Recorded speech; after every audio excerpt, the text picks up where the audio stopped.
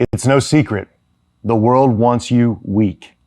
There's a coordinated effort by governments, media, healthcare, education, and more to destroy men of strength entirely. This agenda slowly seduces men into weakness and compliance. They become addicted to comfort, mentally weak, and ultimately reliant on the state. But embedded within the spirit of every man, there is a deep desire to be strong and independent, not just physically, but mentally and spiritually as well, to become the fathers, husbands, and community leaders that God designed us to be. My name is Jeremy Sladen, and I understand the struggle firsthand. As a former professional athlete, I found myself being led down a path of confusion and weakness after my sports career ended. Slowly, I became addicted to comfort. I was sluggish, out of shape, and disconnected from God. My spiritual life was in disarray, and my marriage was at risk. I knew things had to change, and after a big wake-up call, I embarked on a personal reset that transformed my mental, physical, and spiritual well-being. After my own personal transformation, I witnessed countless men trapped in similar circumstances, targeted by a culture aiming for their irrelevance. This led me to launch the Warrior Mind, Body, and Soul program. WarriorMBS is a 70-day competitive experience that has been designed from the ground up to unleash the strong man within you. It includes a comprehensive eating plan, a personally customized workout plan based on your goals, soul-building operations to strengthen your faith, and a brotherhood of like-minded Christian men who are with you in the fight. This experience is crafted from the ground up to help you get your mojo back. Here's what others are saying about WarriorMBS. The program was amazing for me, just for muscle toning, for overall fitness. Great diet, great soul building ops, great people you get to meet.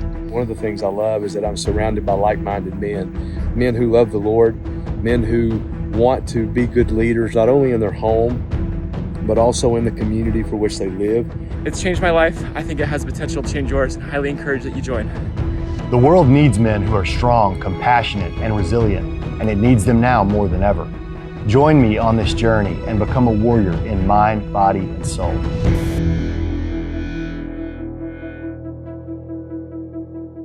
Ladies and gentlemen, thank you for joining me today on J. Slay Made in the USA, where we explore truth, expose deception, and inspire courage. Guys, today I'm really excited about our guest. For those of you who would be into something like the Warrior program, I know that you're going to love what he's going to bring to the table today. We have several mutual friends from law enforcement, from fighting human trafficking, from even, what do they call it? The agency. There's several agencies out there, clandestine organizations that we've got some mutual friends in. And I just know you're going to have a lot of fun today.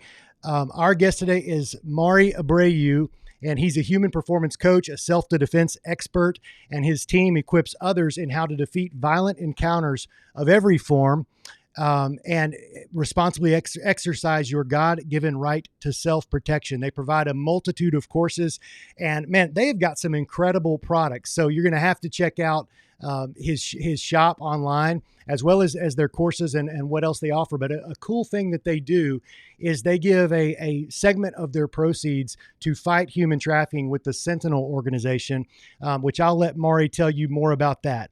So with that, Maury, glad to have you on, brother. Thanks for coming on. Likewise, it's a pleasure. Yeah, well, Maury, we've met through mutual friends, like I said, and the moment I saw, what you were putting out online, I was like, okay, this guy's got something that my audience needs to see, especially in terms of self-protection, in terms of that kind of knowledge.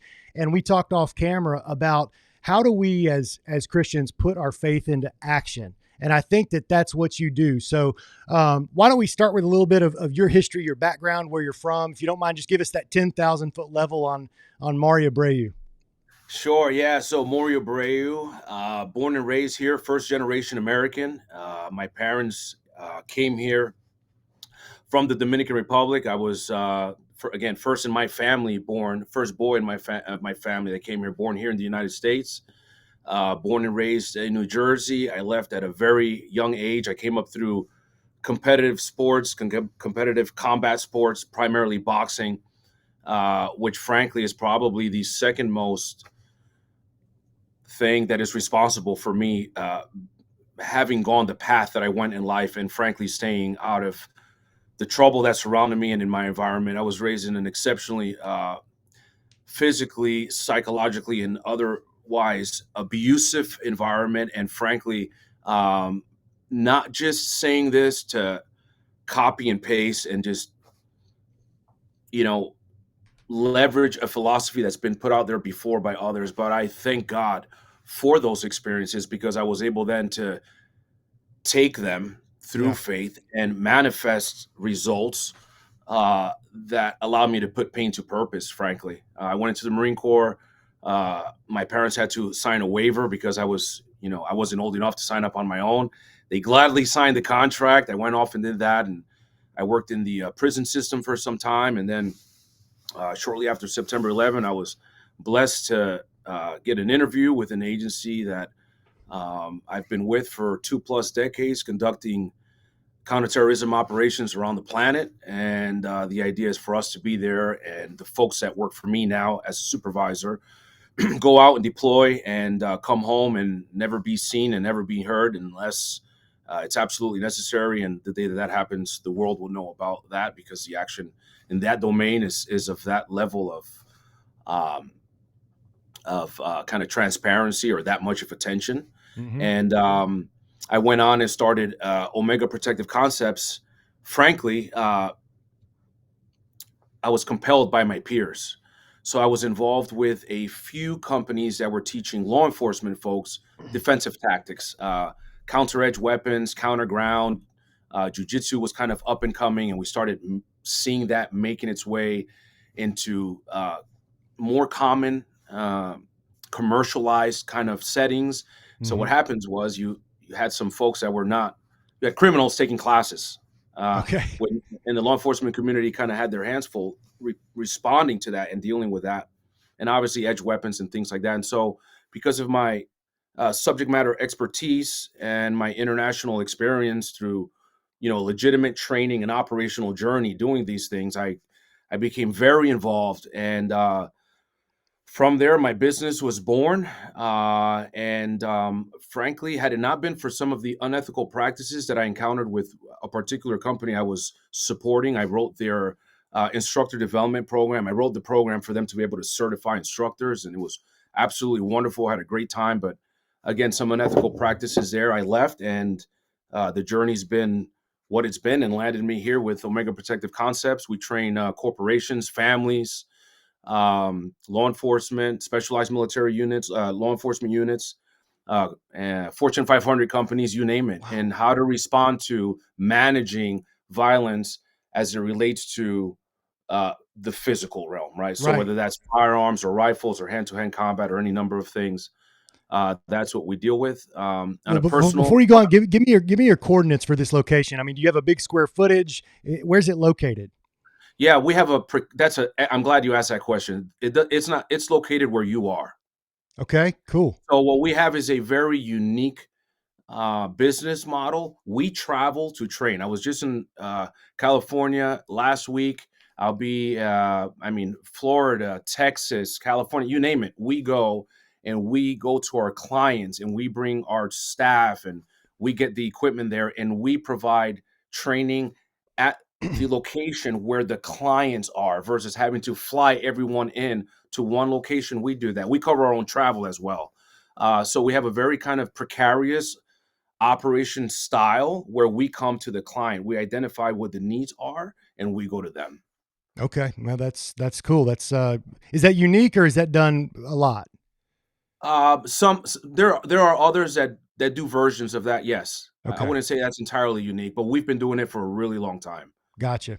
Now tell me real quick about the charitable giving that you do.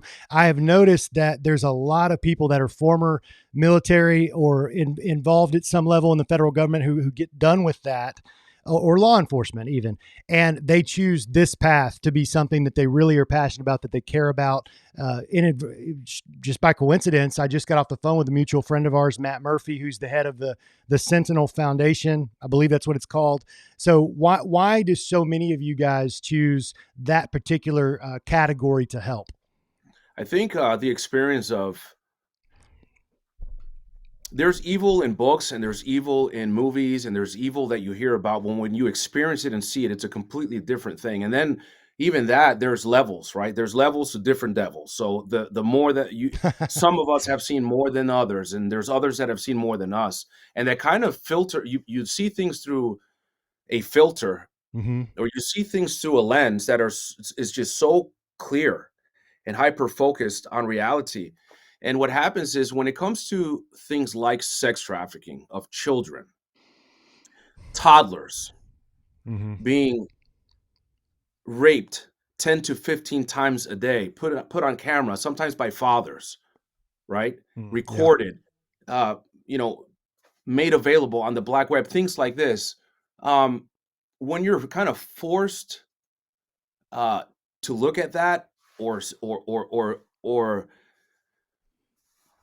know experientially that that stuff exists, you can't unsee it, Yeah. right? You can't unsee it. So what happens is you then ask yourself that psychological barrier, which is a self-defense attribute that humans have, so that you can stay sane.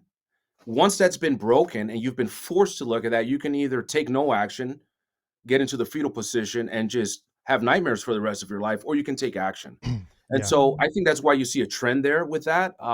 For us, we got into this realm of combating sex trafficking of children long before it was part of the American vernacular. We started Yeah. in 2000, I want to say in 2014 with a different organization. And I came across uh, the folks that were actually running that organization at the time. I knew where the dollars were going. I saw the results of the aftercare for these young folks, and I became a believer. I was all in.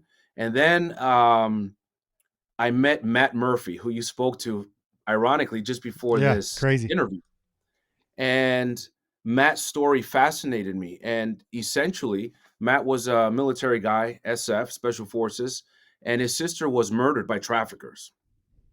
And there are few people walking the planet right now. He's very humble. I've told him this before. He kind of just, shucks it off. He just knows he's doing the right thing and kind of doesn't want any attention on it. But that said, what he did was he put pain to purpose, and he took the tragedy of his sister, and essentially the way I describe this to him, here's what I see. I see a man that took his military experiences and mapped it onto this combating and fighting of sex trafficking in a new and fresh way. So when our SF folks go to a foreign country, in a foreign land, in a foreign faith, in a foreign language, and they're working with indigenous people to have a viable resistance against a superpower, that requires a lot of being creative. And what he did was he mapped on all these skill sets into, for example, equipping law enforcement agencies. This was back with his previous foundation, Operation Lightshine, which is where we started, and funding their ability to have a full-time officer in the sex trafficking realm. And they would provide funding to the department for that, so that the excuse of we can't afford it goes away. And they'd equip them in their vehicles and cameras and things of this nature. So he's now with Sentinel Foundation, where they have just really, I think we can talk about it pretty openly now. I know a lot of this stuff's out there, but bringing people on like hackers Okay. onto the team and having them intentionally hack these sick websites and sick people, so that you're not just, everybody. I've had many people ask me, how do I get on a helicopter and do a hit and kill bad guys? And a lot of times all that is pride and ego, Yeah.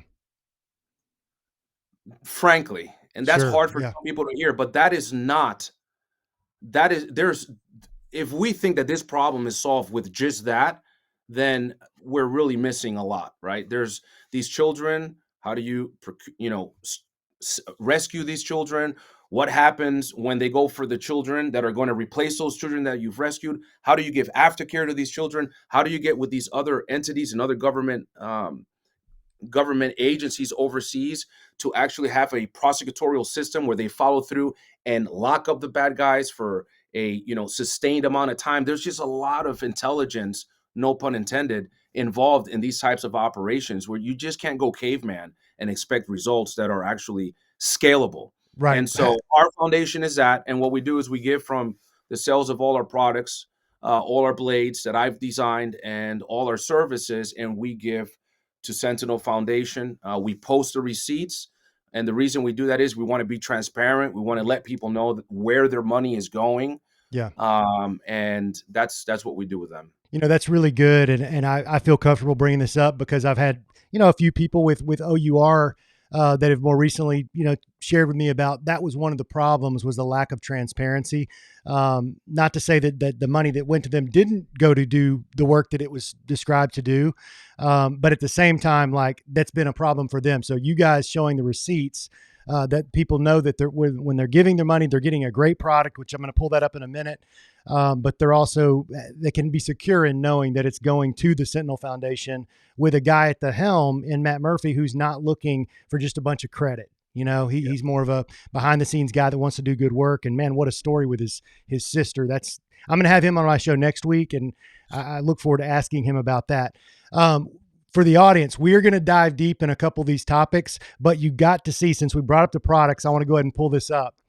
So Maury, you lead the way here. Tell me kind of what you're proud of here. I'm sure all of it, but if there's anything you want to highlight or me to click on. I guess if you go to self-defense tools there and you just click on that, those are our primary products. That's a Zion blade that was just released this year. We have a number of other blades. We have, if you go down, we have Sharpies. What masquerades as Sharpies are actually D10 non-metallic defense tools for poking holes in what you can imagine we need holes poked into. We have a spike. If you scroll down, you'll see some other tools. And then the one on the left is probably our main, the redemption blade there that you're just scrolling past. That may be our main product. And we actually have, that's our rendition of a previously existing blade for a company that's now gone out of business, on and off a few times actually. And it's a very small tool that's concealable, easy to carry. Moms carry it, dads carry it, law enforcement folks carry it, folks that are working undercover carry it. You can carry it if you're in a suit and tie or if you're in full tack gear. And it's made to be an easy to use. It's a grab and punch type tool. And the training period on that is pretty basic. If you know how to perform a basic strike as a basic punch, you have the template to be able to use this offensively. And it's really just a great option to always have something with you. We have hikers, we have college age folks, all types of different folks that would never otherwise carry a blade, especially a blade for self-defense. But because it's so utilitarian and so basic, you can use it for opening up Amazon boxes or people, depending on. Yeah, you kept calling it a tool, and I was like, dude, that you put that on somebody's knuckle. That looks like a weapon, bro. That's not just a tool. What about the manufacturing process? I had no idea till I got on your Instagram that you're like cutting these things yourself. Yeah, it's a lot of work. It's a lot of work. I actually so I do the designing. I hire very professional, talented artists that are knife makers, two in particular, and they are the ones that do the actual fabricating and all that, because that's my bandwidth for time is not going to be invested in the actual execution. I'd rather, partner with someone like that, Axir from Seawolf Craft. My brother Shalom makes those. He's an epic artist out of the UK. Former Israeli sniper, and he just fabricates these amazing tools. I give him the concepts of what we're looking for, and that's actually his design. But that's design and other things he's made for us, and some of our newer models that are coming out as well. Tell me about, so if I were to buy this tomahawk, like obviously it can do the basic cutting, but I see at the top, and I'm a novice to this kind of thing, the top of that blade has it comes to a point. Like what all can you do with this thing? Yeah, frankly, so I'll say this: whenever we use force, we're always using force ethically, legally, and morally. So once that standard's been met, the method of execution is of no consequence. So, for example, in law enforcement officers are taught to use their firearm as a use of force option. It's one of several, right? In order to use that, a threshold must be met before you can use that legally, right? So as far as using a tomahawk, an edge weapon, or running someone over with a vehicle, all of those things must match what the court of law is going to support. It must be legal, it must be ethical, it must be reasonable, and things of that nature. That spike, that point there, is frankly designed to catch certain portions of the head or certain portions of the arm when someone's holding on to you to puncture and rip on the pull. Sounds like a raptor claw. That's awesome. It's like my good friend and mentor Kelly McCann says, all it is a tool, like a shovel. A shovel does what? It digs tools, and that's what our tools do. They dig holes. Where is up to you. Well, if somebody wants to dig a hole with this badass tomahawk, they go to omegaprotectiveconcepts.com, and I believe you put together a special promo for my viewers. I don't know if we have that fully set up yet. Is it live? It is live. We absolutely do. Yep. Okay. So where would they need? So I'm right here. Let's tell them how they can do this. Yeah. So absolutely. You'd add it to the cart. And then so go ahead. We'll do it right now. You go to add it to the cart, and then you scroll down. Go to view cart on the top. Got it. And right there, you would put in your code. Did we go Jay Slay? I don't remember off the top of my head what I look at there, guys. Look at this. That is a nice discount. $120 off. So what normally is an $800 weapon of mass destruction, you get for $677. So man, that's a fantastic deal. It's actually on sale right now. Those typically go for $997, but so they're getting like 33% off. Yeah, that's huge. Yeah. Bidenomics. Yeah. yeah. Well, or the opposite, because it's the one product that's going down for Christmas this year. Well, good deal, man. Thank you for allowing me to be a part of that with the promo. All right, so let's get back to your training. All right, how do we put our faith into action when it comes to self-defense? And let's say that you've got a large organization calls your company and says, "Hey, we want to train all of our staff." And let's say it's a men's organization, so it's all men you're working with. What's the number one deficiency that you see when you're working with a bunch of guys like myself that really, I mean, I might go to a gun range once a year and then that's kind of it, you know? I mean, what's the first thing you try to get people to understand when it comes to self-defense? Well, what we typically see in folks is they're rather clueless about self-defense. Mm-hmm. And it's built on not experience, but it's built on what they've seen or what they've heard. Okay. So what happens is we have to often deprogram, and we do that very efficiently, very succinctly by presenting different scenarios and having very straight conversations with them about what defense is and what it is not, right? Okay. So if we're talking about just say empty hand striking, we've got to teach people how to stand. We've got to teach people how to generate power. We've got to teach people some viable strikes that they could actually use. Then we have to teach them how to do that outside of a perfect setting in a climate controlled room or in a flat ground in daylight where everything is controlled. Like, how do you do this under high levels of stress? So let me paint for you maybe a clearer example. Okay. And this is something we're responding to a lot. We actually came up and developed with a course. I partnered with a really good friend of mine, Jerry, to put out this material on our home invasion response class. People are like, well, what is that? That sounds cool. Okay, well, we don't want you to attend because it sounds cool. We want you to attend because you need it. Here's why. There was an explosion in the percentage of Americans that have purchased firearms since whatever we're calling 2020 and beyond, that thing that started, we'll call it the initiation of COVID, right? Yeah, I would be one of those that was lining up at the local gun store, you know, buying my first firearm. Sure. Yeah. Sure. So now what we have is, and in that group, we have a large percentage of people that said that they would never own a firearm, ever. Right. Yep. And 20, 21, 22 kind of changed that for a lot of folks. So now here's what you have. You have individuals that have a tool. It's a phenomenal tool. It's a phenomenal force option, but it's 3:00 in the morning. Someone's breaking into your home. The alarm's going off. You're on travel. Your wife is home, with your the little ones Mm-hmm. that share your DNA, your children. Right. They're down the hall. This threat presents itself between your wife and your children. Where and when is that addressed?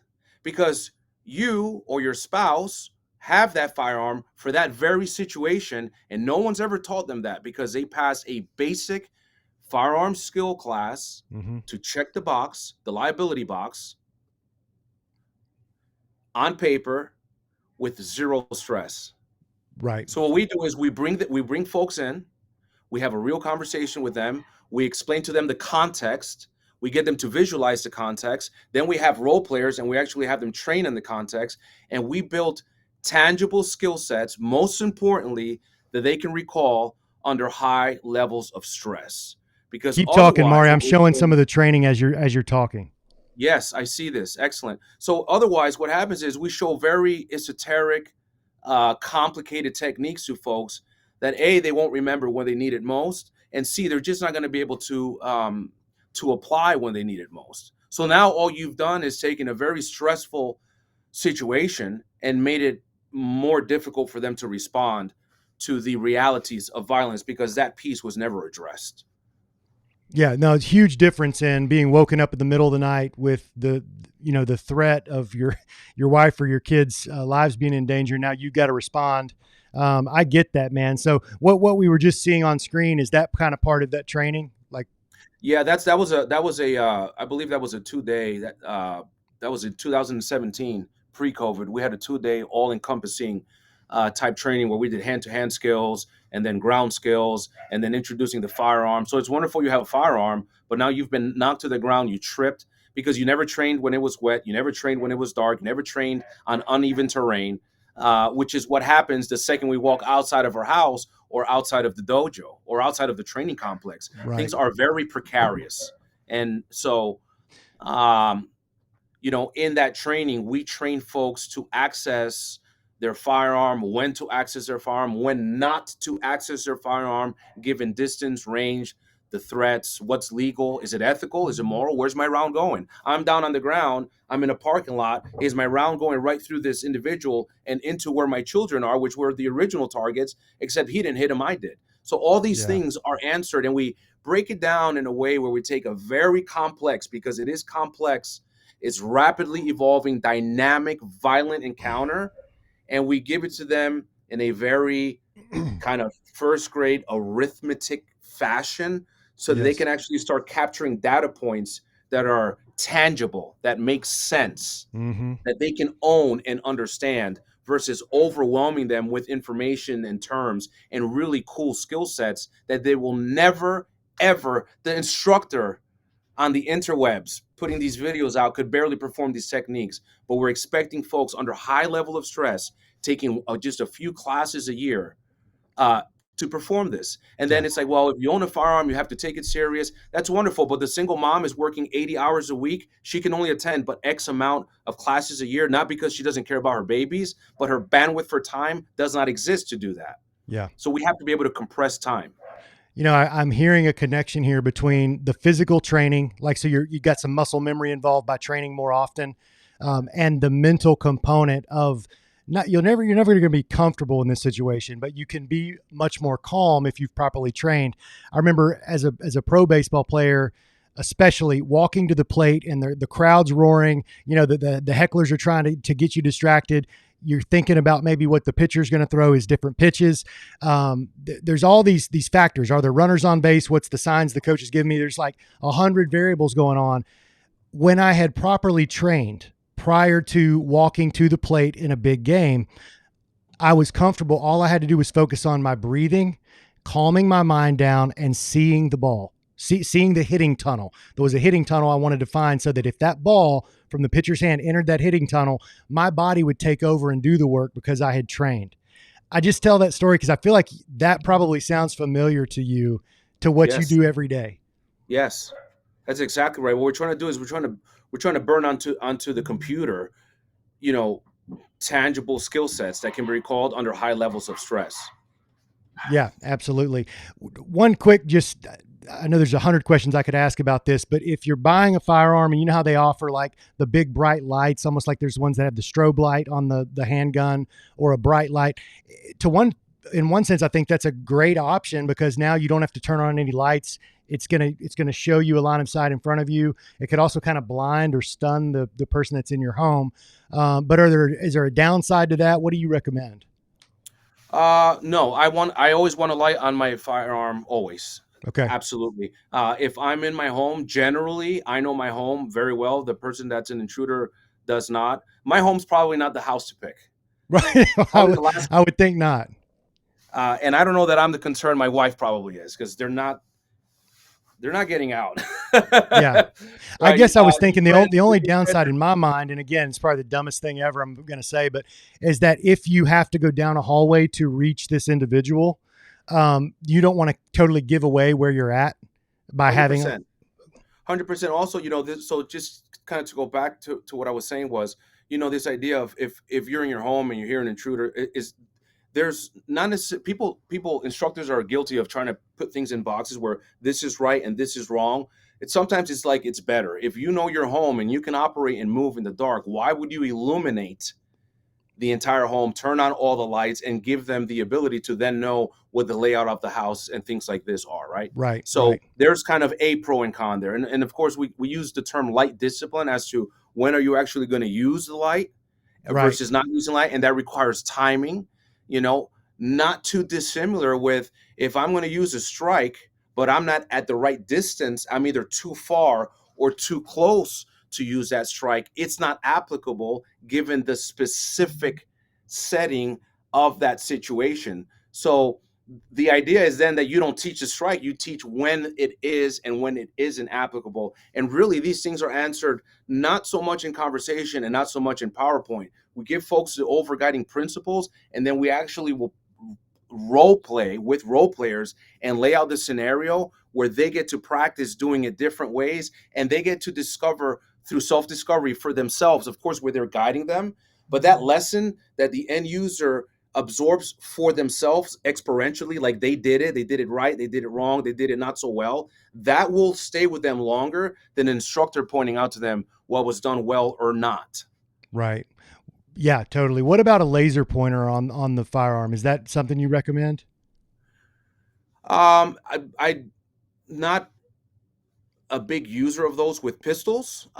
With rifles, I mean, if you have optics and you can maximize at 100%, it's an absolute great. Why wouldn't you leverage technology if you Yeah. had the option for that? Especially within your home. Absolutely. Okay. I'm not a rifle. I'm not against using. I'll use any tool. I'm not religious about what tool I'm going to use to respond to a threat in my house. If I have an option, I'm going to go with a pistol over a rifle all day long because of my ability to control a pistol, my ability to turn. I'm faster with it, the distance at which I would be engaging something in my home, and the penetration or potential for over penetration with a hot round from a rifle versus a pistol. Oh, yeah. None of those, and here's a piece you'll never hear instructors talk about. None of those are an excuse to not have, ballistic discipline of that. Any round can go through almost anything. It's just Right. the probability of a rifle round zipping through several rooms versus pistol is mitigated. Yeah, no, that's a great point. And I'm so glad you said that because even that alone, you walk through the scenario. Every time I see the gun in our room, I walk through the scenario in my mind of what if an intruder came in, what route would I go? I haven't actually thought about that. Even just a 9mm still going to go through, the kind of walls we have today easily, 100%, right? 100%. And maybe if the threat is directly in front of you and just down the hall or say your children's room, but if you take just a small step to the right, you've now angled that round where it's going in a safer direction, Sure. where it's not occupied, or maybe you don't care as much about the person in that room. I'm kidding. Yeah, it's like, why are you joking? I'm joking because the person that hears this won't forget. They're like, okay, he was joking. That was highly inappropriate, but that makes a lot of sense. Now they'll remember, right? Look at you with the mental tools you're working. Yeah. That's good, man. What is your key group of customers? Do you typically have just like families, or is it actual like companies that are calling in your services? My key group keeps changing every year. Okay. I don't have a key group. It started law enforcement, military exclusively, and I intentionally did not train civilians, nor would I. I wanted nothing with that to do with that whatsoever. And then through conversation, and just being mentored by a few people that I really trust. I'm very discerning about who I allow in my ear. I've always kind of been that way since I was very young. It's, a person's life value is not relegated to their resume. So, like the uncle, the aunt, the cousin, the wife of the traveling businessman, or the wife of the, operator that's deploying somewhere and is behind with his most precious assets, his wife and children. If they need training, are you saying that you won't deliver that training for them? And got me thinking. And so we have, obviously we have massive corporations, and we have, there's a wife of a firefighter that actually her and her husband want to take a home invasion response course locally. She's a business owner. As a firefighter, he's gone for X amount of time, and there's a concern there. So Yeah. we've worked in colleges. We've worked with college age folks as well. We've done women and young children's self defense classes. You name it. We've addressed, all different forms of clients. Okay. Right now, we have a lot of corporate contracts. Yeah. So that means our open classes, we're only going to do one, maybe two classes in all of 2024 because our books are full. And how long you been training? I mean, where you're actually training other people commercially, not your own training and So how long have I had the business? the business side of it. Yes. So the business has been in existence since 2011. Okay. Gotcha. But I was doing private stuff well before then. I just didn't have an organized business. And then training folks for the government and in the government since the late 90s. Are you also doing some physical fitness training as a part of this, or is something that you offer? No, we don't. I am a certified fitness coach, and I do train. I actually work at a local F45, but I do that because I like getting up at 0 dark 30 and seeing people that are not law enforcement and are not military show up for some self-torture for 45 minutes and just invest in themselves. And it gives me an opportunity to just, bring my experiences and my energy to that crowd and to that kind of base of individuals. So I do that. It's a high passion for me. I love physical fitness. It's an exceptional outlet. It's a great de-stressor. Oh yeah. It keeps me mobile. I want to chase my grandchildren. I don't want to be, the grandfather that is relegated to just watching. I want to chase and I want to run with them. And I know that I have to invest in fitness in order to do that. So, well, I'm going to show real quick. This is part of the reason I asked, Maury, is you've got a very unique training methodology. I figured anybody that has a tool like this that they're training physical fitness with, they're probably like, I thought this would be like a product on your website or something. Yeah, that's actually a steel mace. What I do is I've been asked for a really long time to share kind of my fitness protocols and what I do, and I explain this under the context of fighting fitness, which maybe, if I had to oversimplify the definition, would be functional fitness with applications directly aligned with the attributes of fighting. So how am I stronger at striking? How am I stronger at grabbing someone? How am I stronger at building my grip for climbing, for thrusting, for explosively getting up and down from the ground, things like this. So yeah, I do have some pretty unique tools that I use, but my fitness approach is always fighting fitness. Is this directly correlated to me improving in fighting for my life? Is a bench press going to do that? Any muscle that you have is going to help you. But Sure. Since we're not building aesthetics, instead of doing a traditional bench press, for example, I take a 50-pound ball, a 50-pound dead ball, which is, I don't know, it's probably a foot to a foot and a half wide, right? I set that on the ground, and that's my bench. So I'm very uneven, and I'm very, it's hard to remain flat and centered. You have to recruit all your stabilizer muscles. Then I'll put a weight, whether it's a mace or a kettlebell in one hand, and I'll kick up my other leg. So I'm completely off balance. I'm recruiting all these stabilizer muscles, and I'm pressing slowly all the way up and all the way down on one side. So if you look at that, it looks like a bench press, but it Yeah. is anything but that. And that's a template of how we approach fighting fitness. Got it. Got it. No, that's really cool. I've never actually seen somebody work out with a big mace. How heavy was that thing? That one, I don't remember from the video. My heaviest right now is 40 pounds. Okay. Gotcha. So you have 40 pounds at the end of a 3.5-foot pole that's about 1.5 inches in width, and you're holding this, and it really works on your grip strength. It works on your shoulders. It works on your elbows. It works on your mobility, your flexibility, your rehab, your prehab, full range of motion. And even if you're a larger person in size or you're bulky, it'll keep you really flexible and able to maximize bringing all of your weight to bear when you're actually striking. Now, is that something that you can get like online, or where do you get one of those? Oh, absolutely. I mean, steel maces are sold by several vendors. There's countless of them out there. I own quite a few, actually. Okay. All right, cool. It's something worth looking into. Definitely. I love the idea of balancing and using all your stabilizer muscles, which I'm sure that's a big part of that. Yeah. This is the part of the interview that I think is going to be, for me, the most interesting, maybe for the audience as well. I want to talk about discernment.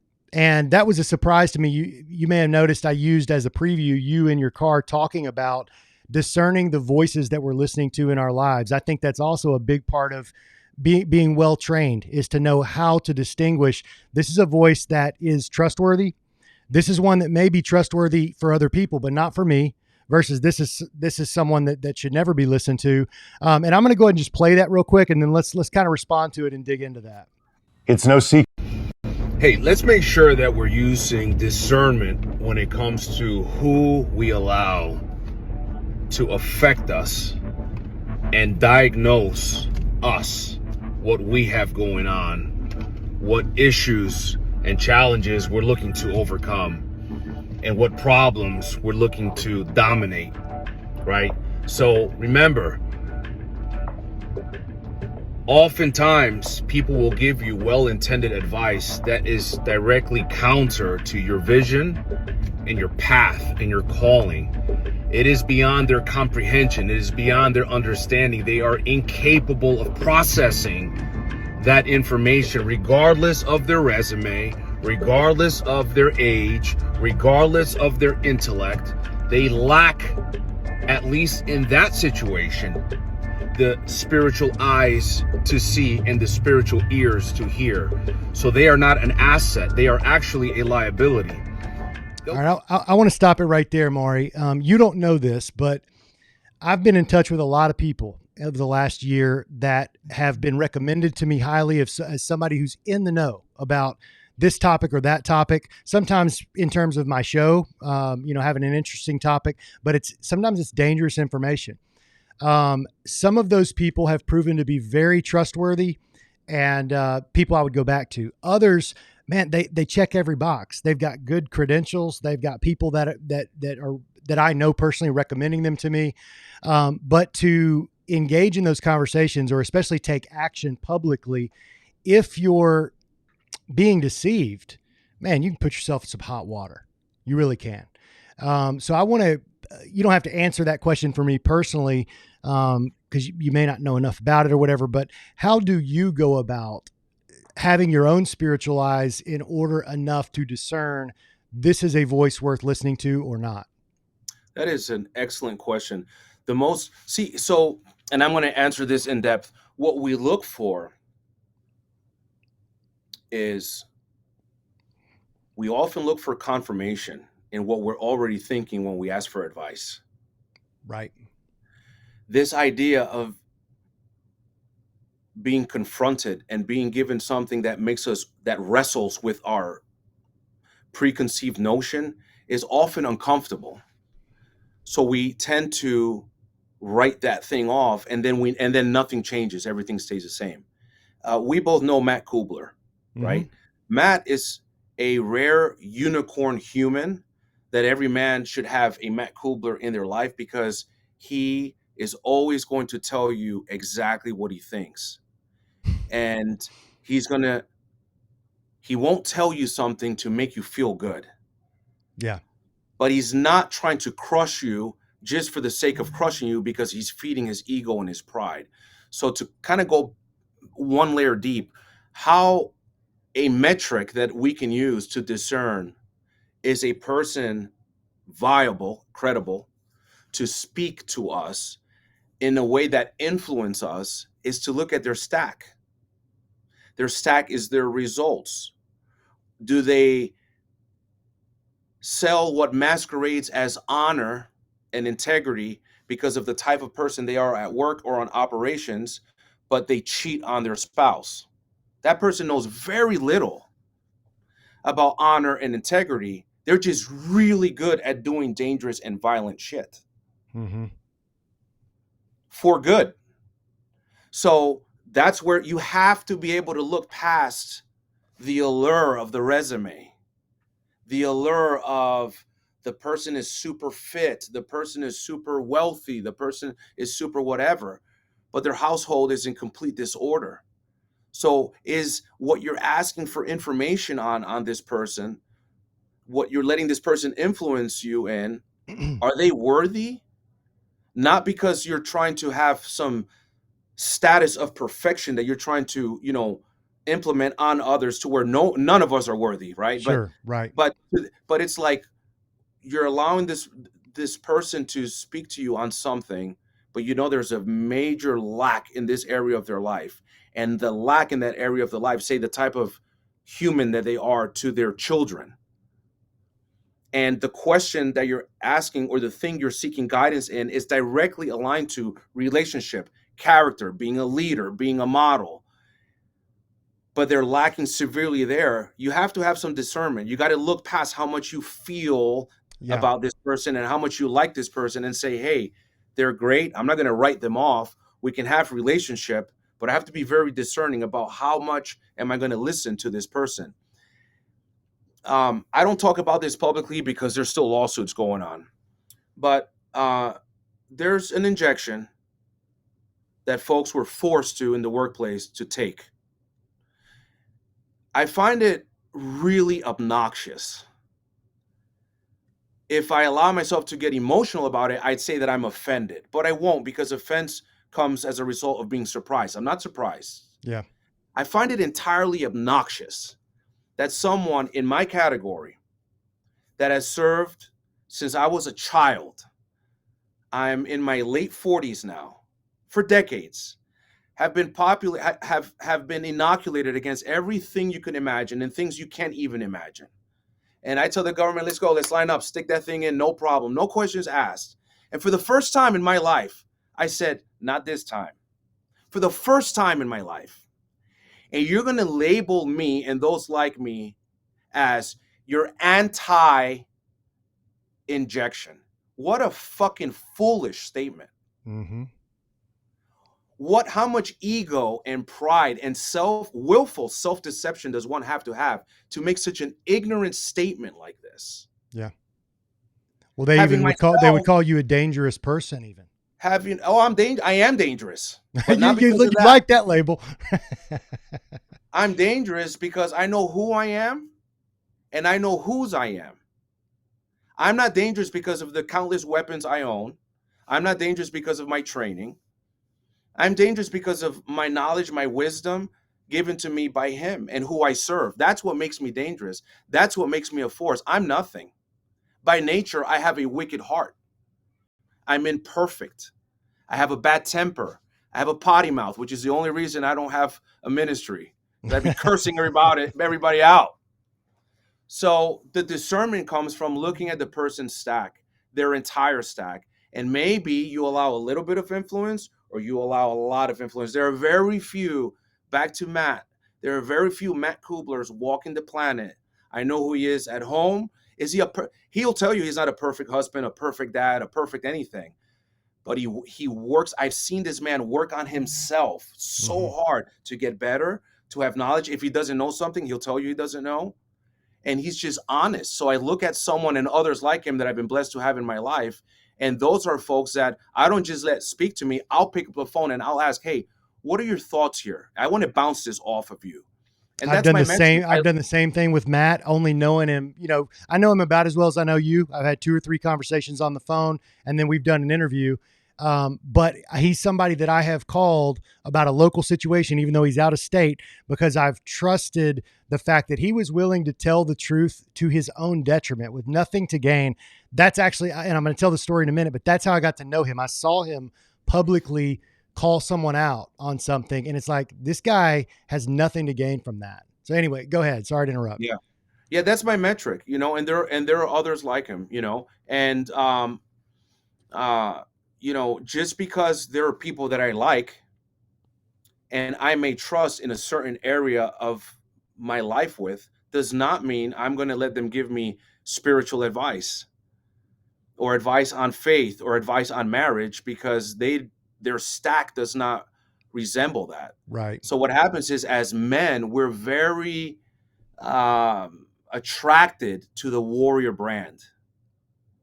And for me, the warrior that does not submit to the ultimate warrior, my savior, I'm going to discern how much of your warriordom that you're selling. I'm going to be very discerning of how much of that. That doesn't mean you've got nothing to offer, but I'm going to be very discerning of how much of that I'm going to allow influence me in this path of being an asset. Like, I want to become a better asset. I want to become a better asset to society. I want to become a better asset. The more my stack grows, the more I can actually do something about the things I say I care about, which is a number of things. My wife, number one, my 6 children, and being able to financially feed my charity arm. I can't do that by not performing and not producing or following some mystical rules. I work for the government. There's all kinds of rules that folks have attempted to and I rebel against, not with arrogance. I just refuse to capitulate to this idea of groupthink. Groupthink is death. So here's another metric. You want a metric? Mm-hmm. If the overwhelming group of society is saying this is the way to go, you should question it. Now, that doesn't mean you question it in a obnoxious way. That doesn't mean you question it in a way where you are a jerk, you mistreat people, you're abusive, you're just an asshole. That's not very much walking the path. That's not what I'm saying. But you question it and you decide, is that something you're going to go with, and that's something you're not going to go with. People, in the end, you may not be very liked, but people will respect you. Yeah. Well, and the friendships you do make and those relationships that you have a strong connection, they're going to be stronger than anything else because it's based on a solid foundation. 100%. Yeah. 100%. People are watching. People are always watching.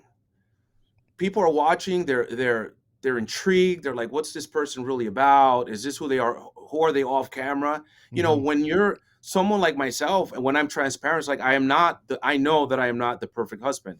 I know that I am not the perfect father. I'm doing the best that I can, but I don't settle there. I don't weaponize that and say, hey, I'm doing the best I can. I don't know what to tell you. I'm constantly investing in myself, constantly taking courses, constantly, engaging with other entrepreneurs. The entrepreneurial realm is where I have found the folks that are closest to God. I have found in the entrepreneurial realm the folks that have the most successful marriages and the kind of answers to how, as a man, do we navigate being productive in the workforce and being a good husband and a solid friend to our to our spouses. How do you love this other human that's a complete opposite of you, right? That brings their own baggage from their own life experiences. How do you come as one and become one flesh? How in the world do you do that? I'm trying to figure this thing out. Are there others that have experience, again, that are based and centered on the word, on the truth,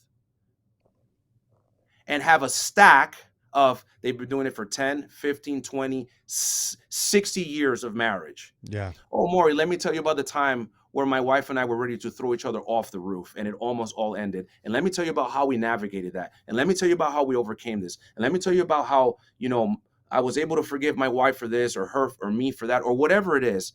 Those are the folks you need in your circle. Go find them. Find them. Make those folks your tribe and listen and discern. Lastly, I'll say, this is an excellent question. Lastly, I'll say on this, no one man should be your end all for all things. There shouldn't be one, there should not be one, there's not one person on my list that I'm going to listen to financially, faith wise, relationally, business wise, entrepreneurial wise. No one person has Right. that stat. They do not Right. exist. Yep. So what happens is we get into man worship. It's actually a Yeah. form of idolatry. This is heavy. It goes over people's heads. They either get really offended. It sounds like a religious statement. It is not. And you just do everything that person does and realize that they have strengths. We all have strengths and we have developmental needs. I know I need to be better as a husband. I know I need to be better as a father. I'm probably doing pretty good on the business side, but I also know that I can do more. And I know that if I rely on my creator to guide me and I actually listen to him and I engage with him, the probability and possibility of that happening increases. As an adult, you talked about spiritual insight. Obviously, your relationship with the Lord is paramount, into guiding you into truth, into giving you discernment, and just that personal relationship on its own. How does that happen for you, Maury? Because, me being a pro ball player where I was traveling all the time and I was a Christian guy, I wanted to do right, but I just got swept up into it. I didn't want to be lonely. I allowed myself to do things and go places I never should have gone. You could do anything you want to do, right? But you're dedicated to your relationship to the Lord. What does that look like in your life? And how did you not get shaken off course the way that so many guys with your life experiences, the traumas that you've seen, how did you stay the course? That's excellent. So I can't take credit for that. I've always had, I was raised in a very, very religious home with a lot of religion and a lot.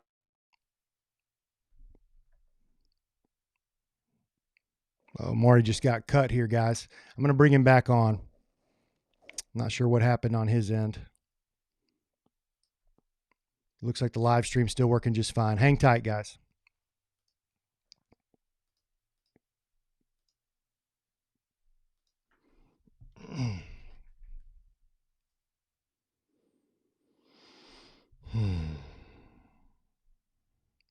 To my audience, isn't this funny? I'm actually live streaming right now. You're just watching me sit here. Sign in again.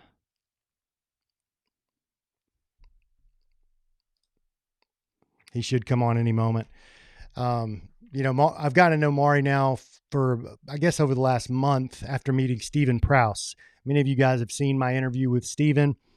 It was fantastic. We talked a lot about geopolitical things, faith, those things. But there's a group of men in this country, many of them with military backgrounds or with fighting human trafficking, those kind of things, and they're kind of connecting. They're coming together, both online and in real world, just like with Maury, with Stephen, with Matt Kubler, with Matt Murphy, the head of the Sentinel Foundation. Just here in the last few months, I've got to know those guys. A guy with OUR that I've interviewed before, Nate Lewis, incredible dude. He's leaving OUR. I think he's already left, and he's starting his own startup human trafficking organization.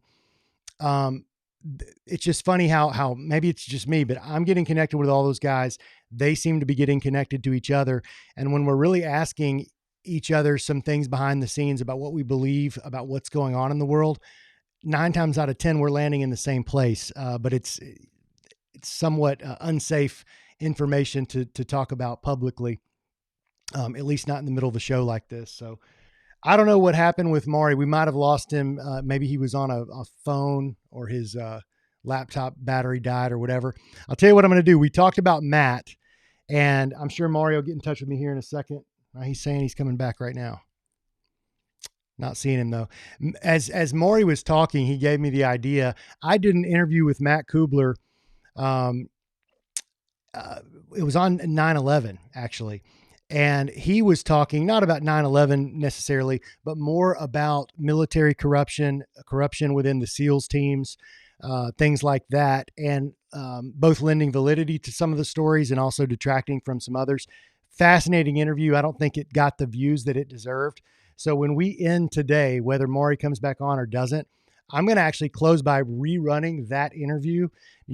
Here's the story I was going to tell on Matt. I met him because there was a period of time where I got to know a man named Nick No, who was involved in military intelligence over in Germany. I think Ramstadt, Germany, something like that, Ramstein. And he was involved in, he was the very person that was supposed to send, was the intel person to give word to our military powers that be to send in help to Benghazi. And he was told time and time again to stand down. And he got in touch with one of the Benghazi 4, Tyrone Woods' father. I can't remember his first name, Woods Sr., whatever. And man, it was fascinating, the stories that they had about that time period, about the potential conspiracies around Osama bin Laden not really being killed in the time period or in the place that we were told. And I began to question that out loud on my Instagram. Well, lo and behold, Rob O'Neill, the Navy SEAL team guy, the what do they call these guys? The operator, the Navy SEAL operator. I guess he had been watching what I've been putting out there. This is back in the spring of this year.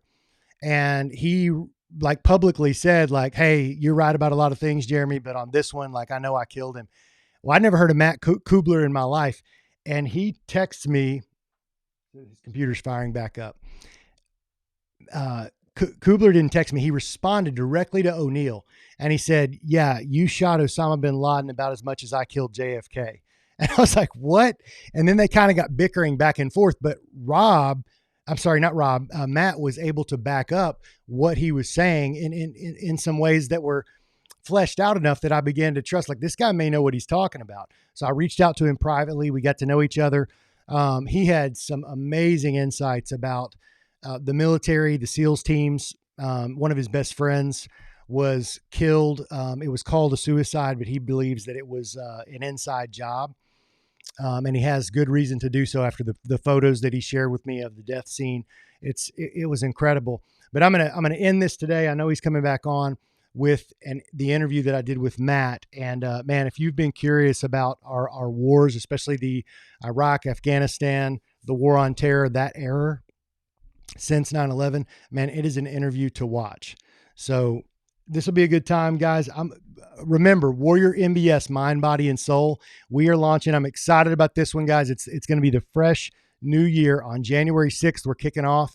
So if you're watching right now, you're a man and you want to get back in shape and you like the vibe of conversations like we're having today, you want to be around like-minded guys who want to improve their mind, body, and soul.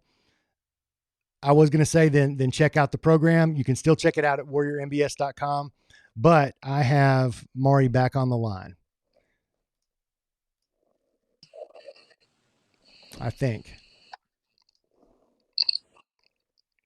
Hang on, Maury. I'm going to pull you in here. Okay. There we go. Gotcha. Does this work? Yeah. Is that your phone? That is my phone. Is that going to be a problem? No, it works great. Sounds good and everything. So remind me where we were at. I think you were in the middle of talking and then you just cut out. We're talking about how does one actually... Yeah. Look, I was talking about Kubler and stuff. And with all the military guys, so many of them, just being a man alone is enough with our temptations, but the traveling, the trauma that you guys have seen and experienced, it's just easy to lose faith. That's okay. Yeah. Got it. Yeah. Let me know when you're ready and I'll start. We're on, dude. We never stopped. I kept going.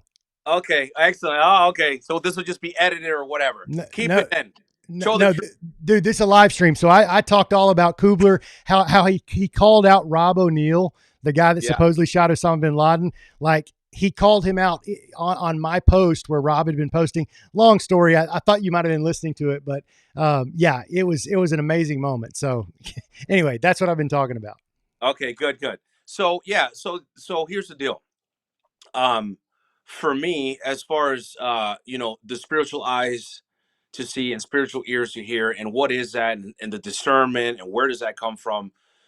I've always had a very strong faith, regardless of what was happening in my life, since I was a little boy. I think I left off with, I was raised with just a whole lot of religion and a Yes. lot of organization, and I was taught to fear God, and that I was going to burn in hell, and that salvation, I don't even know how it was going to come. It probably wasn't going to come.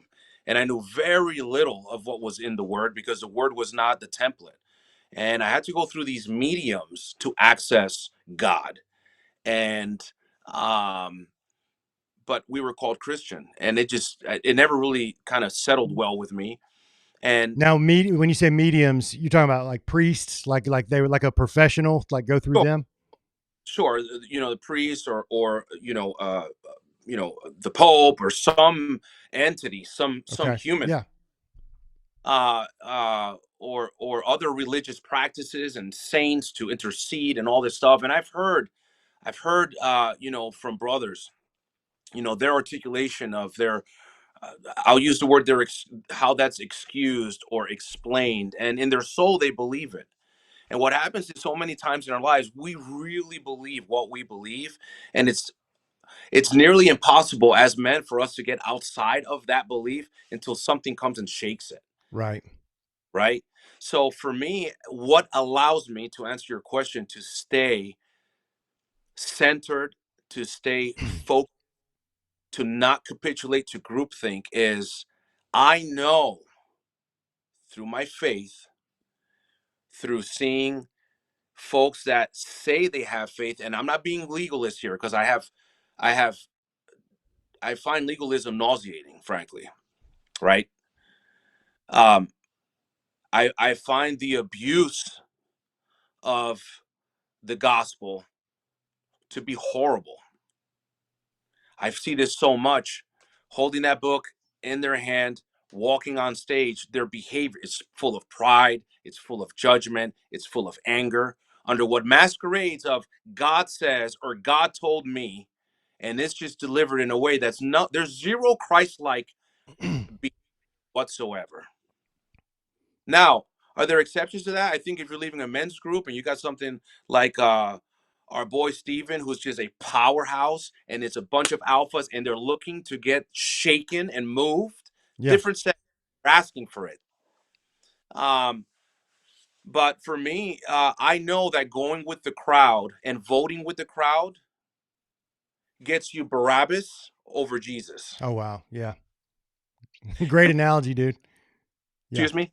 I said great analogy. Yeah, because I know that. I know that this is our see. But here's the thing: we are that crowd. We are not that crowd. That that DNA is in us. Oh yeah. Let's not fool ourselves. Let's not fool ourselves. So what happens is, we get on this side, and we start becoming self-righteous if we're not careful on this side, and we separate ourselves further and further and further from the folks that have the blue hair and are weird. We're weird too. Everybody's weird. They vote a certain way, and they worship crystals and the universe, but not the creator of the universe. And we speak about them with this high level of judgment and judgment and judgment, and we elevate self, and Mm-hmm. there's no Christ in us whatsoever. And then we wander. So we'll be bold there, but we Yeah. won't be bold at our workplace when they force us into having an injection, because we worship the paycheck, we worship the title, we worship the job, under what, again, this masquerading concept, this lie that we lie to ourselves over and over and over again. I have to pay the bills, I have to pay the mortgage, or I'm going to lose my house and my family will be homeless. What a broken, singular way of thinking. Yeah. You don't think you have tools, assets, and skills to get another job? Oh, no, Mm-hmm. no, but I can't drive this car, or I can't live in this house, or I can't live in this neighborhood, or my kids can't go to school. Yeah, but you get to stand on your word, man. Yeah. What's that worth? So what's the value of that? Like, what's the premium? What's the ROI on when you make a stand for yourself, and you don't capitulate to groupthink, and you're able to do that and still be loving to people that don't get it, that just don't get it, Yep. and you could still be in conversation with these people and attempt to now some folks you have to completely write off because it's just unhealthy. Attempt to get them to understand and get them to see and get them to hear. I have many people in my circle that don't have the faith that I have, and they ask a lot of questions. I have to be accountable and responsible. I won't say careful as to how I communicate that message, because they're looking for something. They're like, I don't understand this guy. He's very intense. He's a little bit of a maniac. He's always talking about God. He's not hyper judgmental. He loves people. I've seen how he treats people that other people mistreat, but yet he has his standards. He won't shift on the standards. He's got a pretty cool thing going on with his business, an amazing family. He's very blessed, yet he's very broken. He's got a lot of shit he's still trying to fix from the past or even the present, but he's always in a good mood, but he's very intelligent. It's like, where does this come from? Like, what's the deal? It's not me, man. It's Yeah. him. It's Hmm. my submission to him.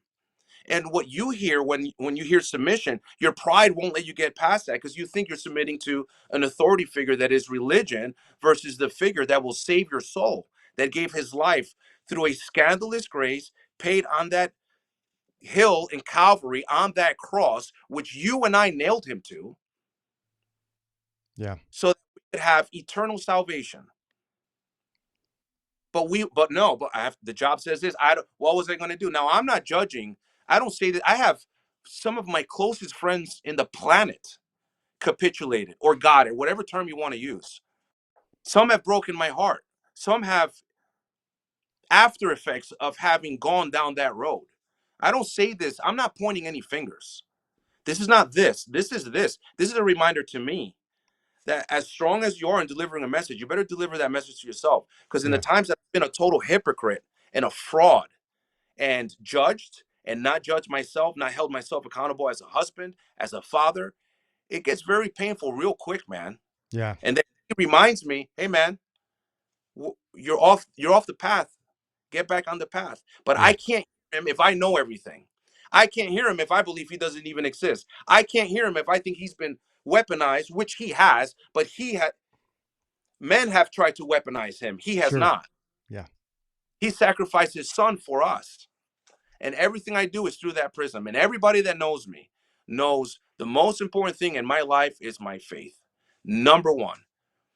What is your Yeah. Yeah, I was going to say, with everything you just said, and with your faith, and you're a guy that gets around, and so not only are you looking at things from a scriptural perspective, but also looking at the world at even a geopolitical level, based on your past, and you're probably still looking at those things.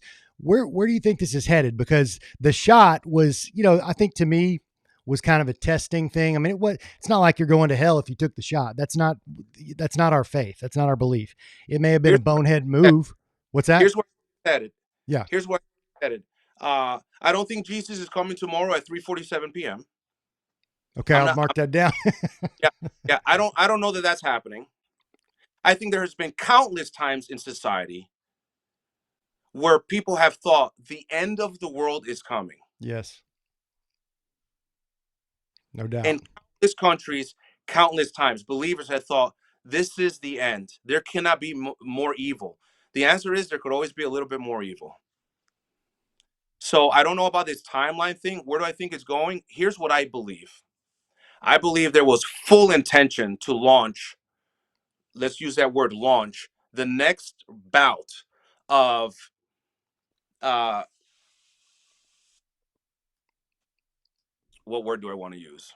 The next round of games that they started playing in 2020 when they launched where Sure. they launched. Yeah. I think they were set to do that this fall.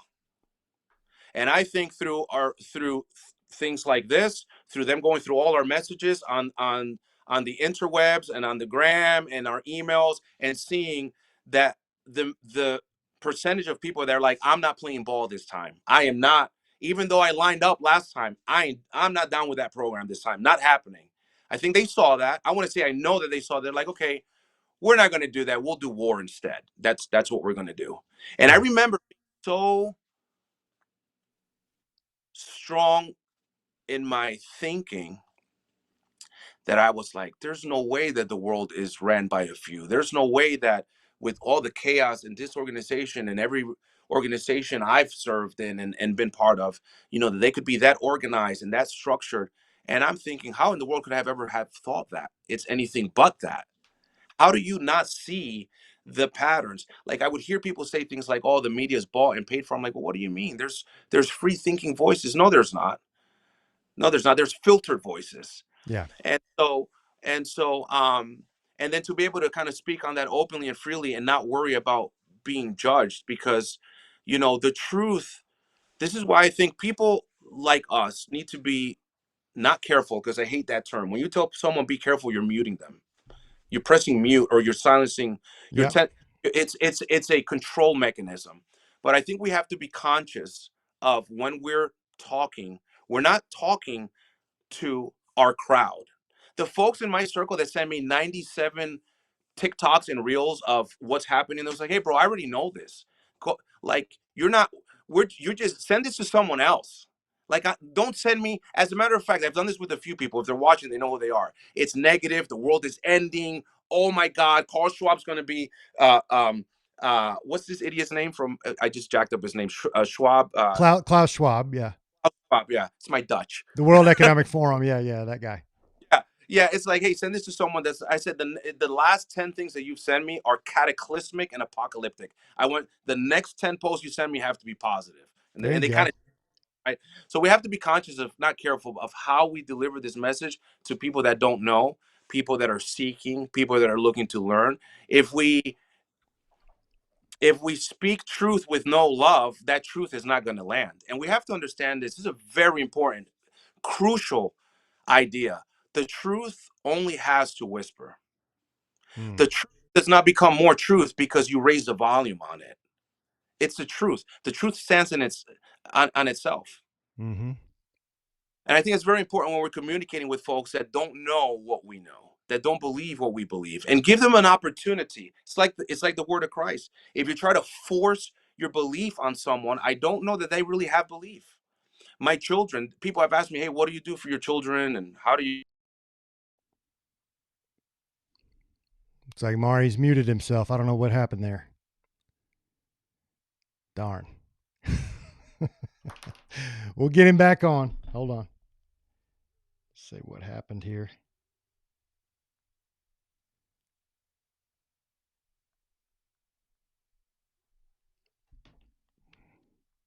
All right. January 6th, 2024. Here he's back. He's back. Yeah, keep going, man. Yeah. Where did we leave off? You were saying people ask you about your kids, about your children.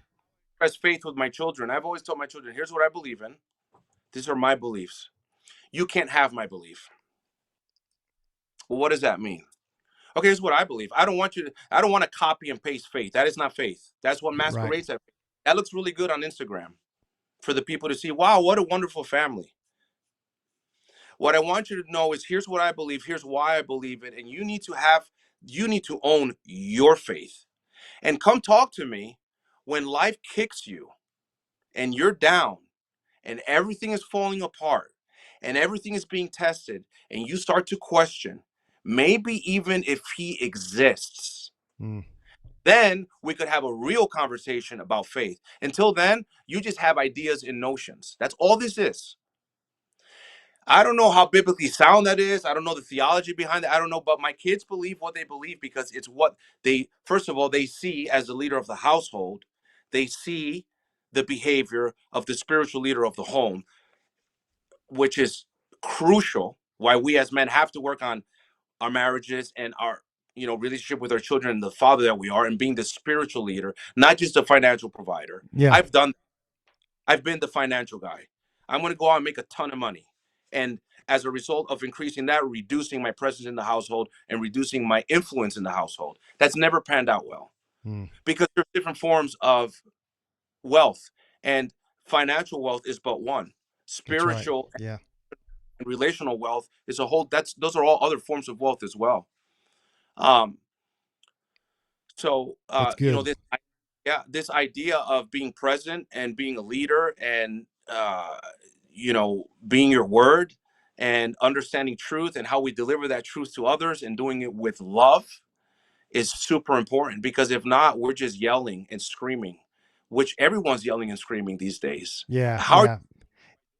And typically the voices shouting the loudest, they have to because they don't have truth on their side. I loved your phrase earlier about the truth only needs a whisper. It really doesn't even need to be said because it's apparent, like in our soul, like we know it when we see it without any words. Versus those who promote lies typically are screaming those lies with every available channel because it's more of like a mind control type operation. The other thing you mentioned that I loved was you said once someone's come to a place where they're willing to grapple and wrestle with God and maybe even say, I don't even know if I believe anymore. It's not my parents' faith anymore. I've got to wrestle with this. I think that's very biblical. I think you can read the Psalms, you can read Proverbs, and you can hear the times David is just flat out, he's angry with God sometimes. He still worships him. But Jacob wrestled with God. So I think God, he knows where we're at in our hearts, whether we speak it out loud or not. So I think it's better to just put it out on the table and wrestle with those issues. Yeah.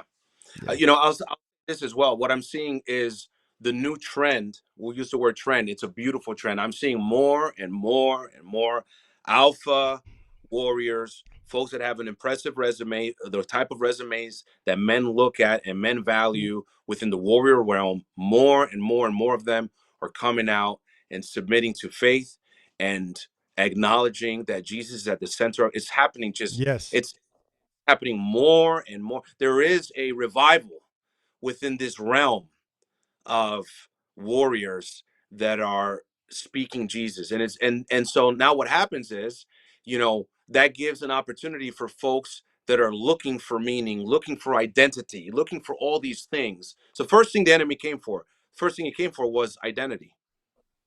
It's the first thing he came for. He did that by planting a seed of doubt. Did he really say that? Is Yes. that really what he said? Mm-hmm.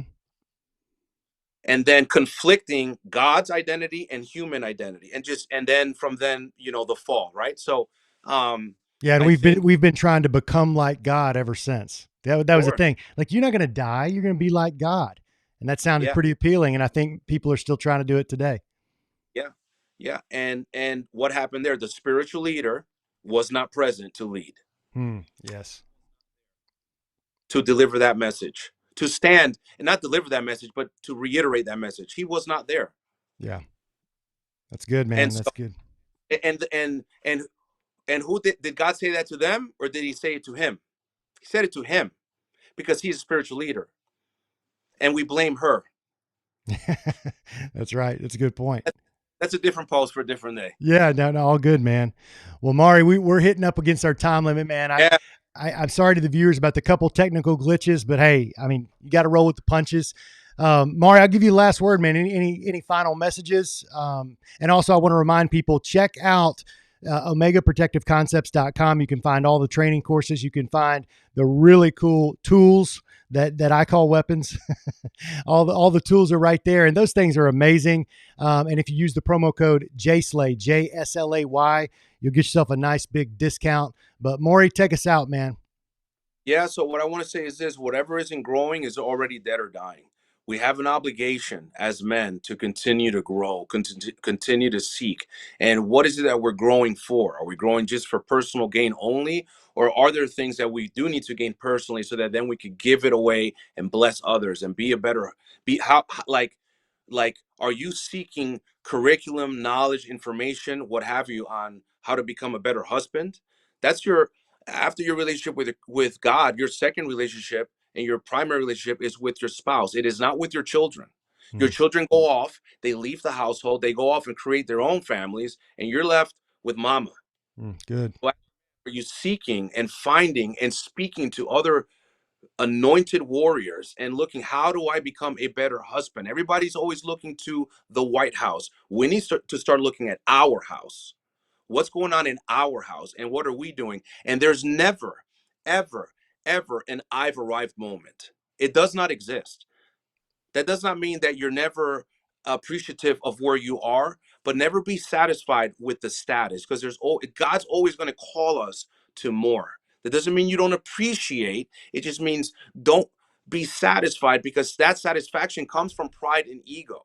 We're good. Hey, man, I've arrived. There's never enough I've arrived moment. Then let's look at our children. How are we treating our spouses? Because they're watching. And if we've totally jacked it up, or when, because you will, as a human on this planet, you fix it, you make it right. Are we holding our children accountable? Are we disciplining our children? Or are we trying to be our children's best friend? Because again, we're feeding the flesh. Right. Care more about being my little guy's best buddy, or I don't want my girl to not, I don't want my daddy's girl, who's now becoming a teenager, to not view me the same. We have to lead. When we don't lead, someone else and another influence will step in and lead for us. So to reiterate, whatever is not growing is either already dead or is in the process of dying. That's a good word, man. Maury, thank you so much for coming on, brother. I look forward to having you on again. And hey, just so you know, I said this when we had a technical glitch there. Because you brought up Matt Kubler, I've got an interview that I did with him that I only released half of, and it's overdue, man. So I'm going to play that right now. It'll probably go on for about an hour, but he's given the truth versus the false about things they hear on military corruption on the war on terror. So very, very fascinating interview. But thanks again, brother, for coming on. I loved having you. All right, man. Be well. Take care. Talk to you soon. Hey.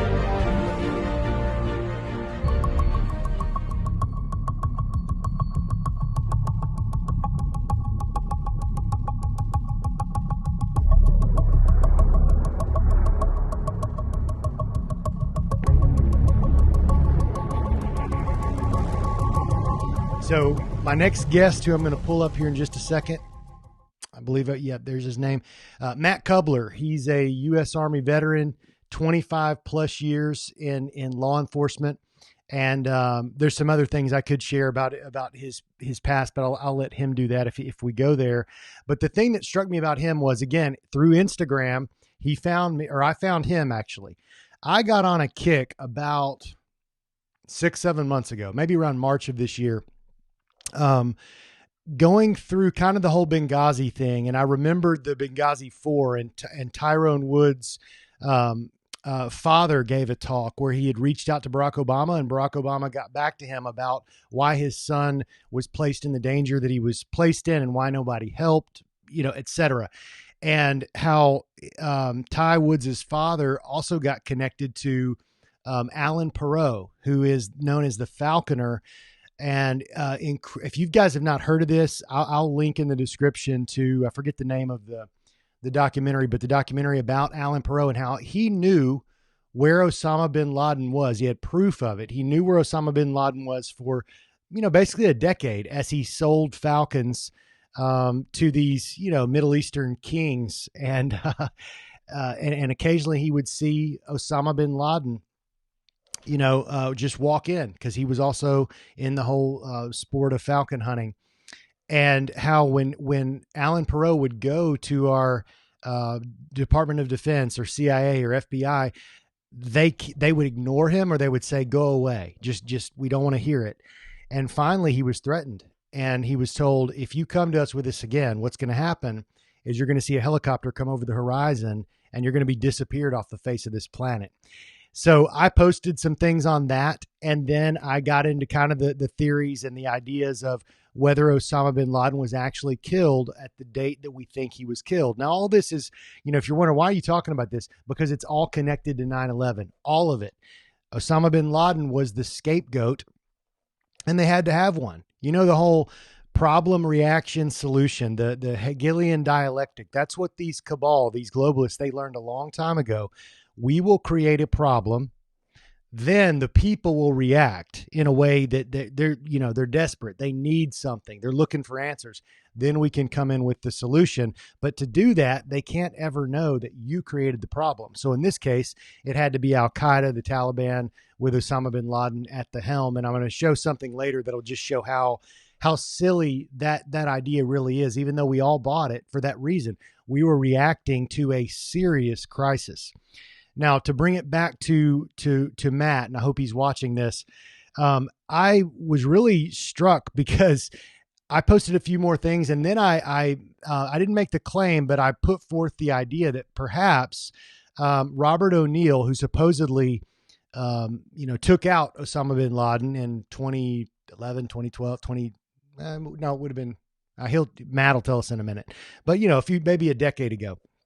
Robert O'Neill was supposedly the special operations guy to do that. And Robert O'Neill found, or had been sent my Instagram, I think, because it was making some waves. It got a lot of views. And he was nice, but he just said, hey, a lot of what you're saying is probably right, but I definitely killed, I saw him. I killed him. And, what am I going to say? Like, here I'm a guy making Instagram videos, and here's the guy that's, been on Fox News and Dinesh D'Souza's podcast and all this, with his story. And to be fair, I was not that intimately acquainted with his story. So I didn't know about all these contradictions apparently, but Matt Kubler jumped in there and it was like, yeah, you killed Osama bin Laden as much as I killed JFK. And I was like, whoa, this guy's either like an ass who just like doesn't know it. He just, wants to make a splash, or he knows something. And we got into some conversations, which I'll get to in a minute. But I was shocked at the level of understanding he had about special operations teams, the corruption within those. And I was taken aback by his knowledge. And then we also got onto the subject of 9/11. So I've introduced long enough. Let me pull him in here. Give me just a moment. Guess number 2. All right. What's up, dude? What's up, buddy? Can you hear me okay? Yeah, how about me? You good? Yeah, sounds good. Could you hear that whole little intro, the lead in?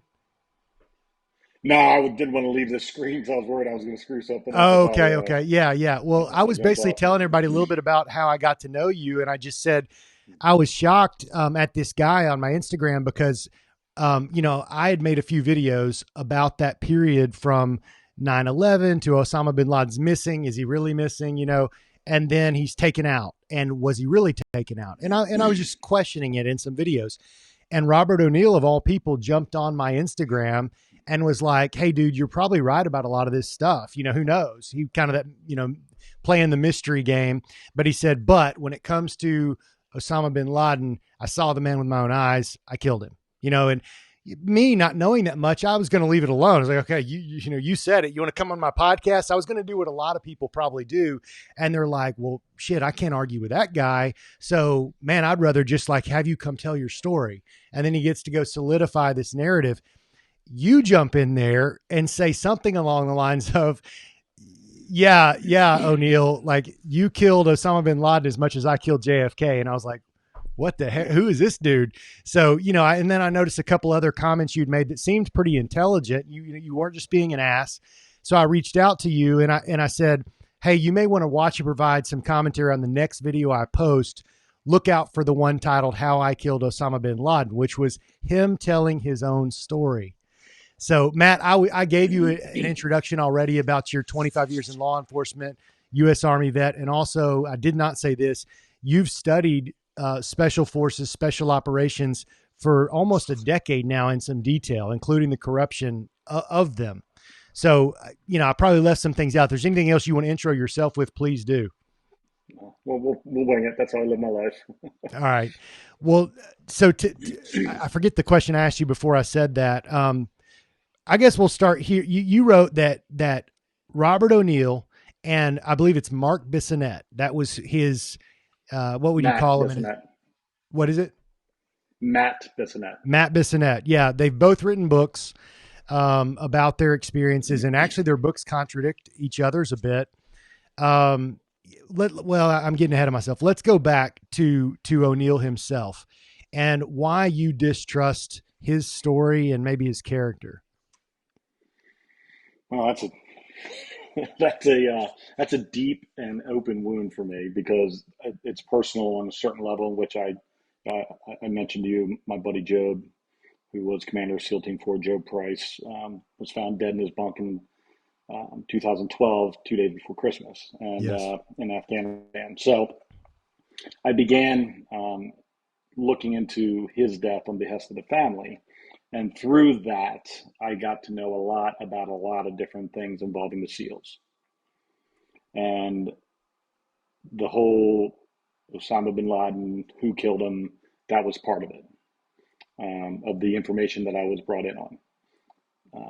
And for me, knowing what I know at the depth in which I know it is through confidential sources from inside the SEALs, from people who were on that raid, from people who trained the people up for that raid, the one for Osama bin Laden.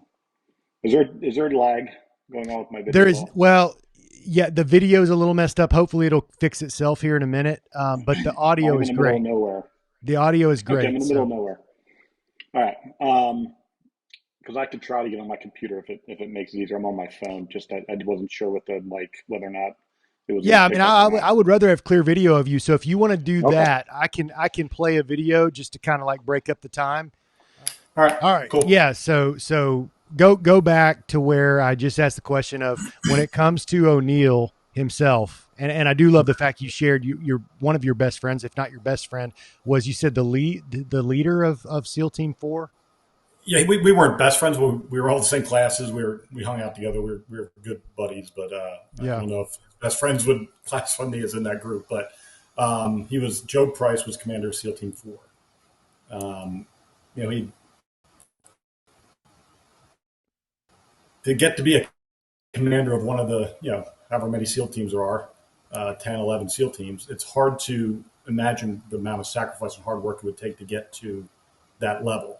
So he became the commander of SEAL Team 4, died in 2012, 2 days before Christmas. He was found dead in his bunk with a single gunshot to his head. And that stuck in my craw a little bit because knowing the guy, he's not a quitter, and he's certainly not a guy that's going to commit suicide.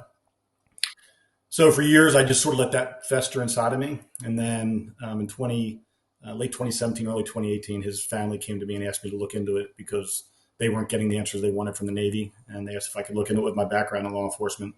I said, certainly. And obviously he's a friend, so I wanted to make sure I did my best for his legacy and his memory and for his family.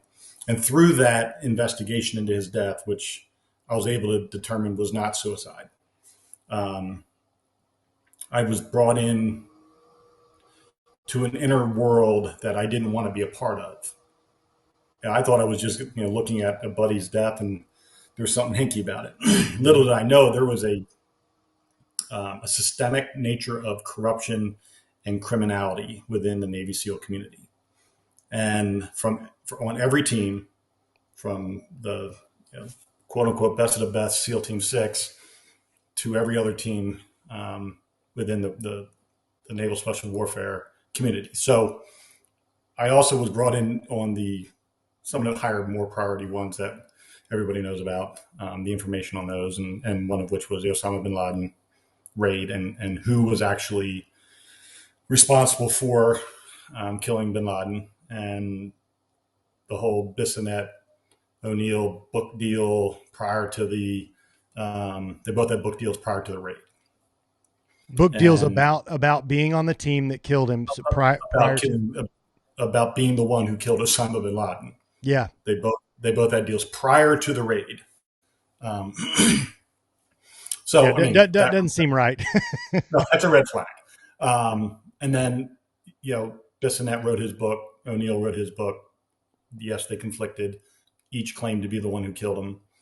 Bissonnette didn't get permission or didn't get the blessing from the corrupt leaders within the SEALs, and so he was squashed, and all the money that he had earned from that book deal had to be returned, turned over to the Navy because he didn't get the blessing from the Navy. O'Neill did, so his story is the one that the Navy Special Warfare community went with. It's not fact by any stretch. Was he there? And I always preface everything I say with, I am not lessening the amount of bravery and courage it takes to go into a combat zone and fight. Right. That's not what I'm doing. Yeah. I'm just talking about if you're doing criminal activity, if you are covering up crimes, if you are lying to promote yourself to make money, and if the Navy is fostering that type of environment, then I got a problem with all of that. Did Rob O'Neill do some brave shit in his career? Absolutely. Is he a hero on many levels? I'm sure he is. Is he a liar on this case? Yeah, I would venture to say that a large majority of what he talks about is not factual to him. Yeah. That he is not the author of that story, the true story. And you can go back to, Roberts Ridge in 2002, attack of Afghanistan with Britt Slabinski, team leader of the blue team of SEAL Team 6, who led a team to go attack some Chechen Al-Qaeda members up on a mountain that should have never happened. It was a horrible weather scenario. And Tim Zemansky, who was commander of SEAL Team 6, ordered it. A bunch of teams refused to go on it within SEAL Teams, the Dev group. Team took it. A guy named John Chapman, an Air Force combat controller, was on that crew. They were going in for a landing, got hit with an RPG. Neil Roberts, who was the reason why it's called Roberts Ridge, was not hooked in. He was already unhooked to get out of the helicopter, and he fell. And they then made another pass and tried to land again, got shot down completely out of the sky, crash landed. They all bailed out. The story was that Britt Slabinski led a group of SEALs up this mountain and killed all these Chechen Al-Qaeda rebels, and he was the hero. When in reality, it was John Chapman, the Air Force combat controller, who did it. And it wasn't, had it not been for 15 years of cover-up, this would have been national news until CIA drone footage came out and showed, because they were able to take the radio frequencies and match them with who did what. So the beacons were going off and they were able to show who did what on the mountain that day. And it was John Chapman. Yeah. And so I call that the original sin, even though there probably were some before that, but that was the one that they found out the pattern and how they can cover something up and get away with it. Well, explain from your perspective on the why. You got a friend that did not commit, and you proved that to me with a photo. You said, Jeremy, this is a photo of the death scene. You sent it to me, and you were like, look at the blood on the, I don't remember. All I remember is the official story versus that photo was two very, very different things. So it was obvious, like, okay, this has been a placed setup to get people to believe what they want people to believe. But what's the point? Like, why would they do that? Why would they do, leave John Chapman hung out to dry, or pick that ridge in the first place to go to? Like, are these just bad decisions? Like, what's going on here? Well, first of all, the root of all things is money. Greed, fame, the belief that they were untouchable, and rightfully so, they were, and they are still. Job's case will never be brought to light. The patterns by which they're able to get people within his close circle, who are the only ones that have the ability to request his case be open. They know that they don't spend time going to mom and sister, or dad and sister, saying, let's bring you into the fold. Let's treat you like family. Let's get you things. Let's send you as Gold Star family members and to all these things. And we're going to pay for everything and give them all of this feeling of importance and value because their loved one was killed. It's pretty much only the wife who gets that. And when the only person that can request the case be open would be the immediate family. And if it absent If he wasn't married, it would be the parents, but he was married. So his wife was the one that has the power to make that request. And that's not happening because they've done a good job of bringing her into the fold. And she's a good woman. I feel horrible for her. He's got a daughter who's just graduated high school. I believe she just graduated. There's a lot, but they're good at what they do. The Naval Special Warfare community is very good at closing the ranks and keeping everything in-house and circling the wagons because they're all complicit. What I was told by several SEALs, several high-ranking SEALs who are now retired, who were commanders and above, that's up to 60% of the Navy SEAL community is compromised across the board.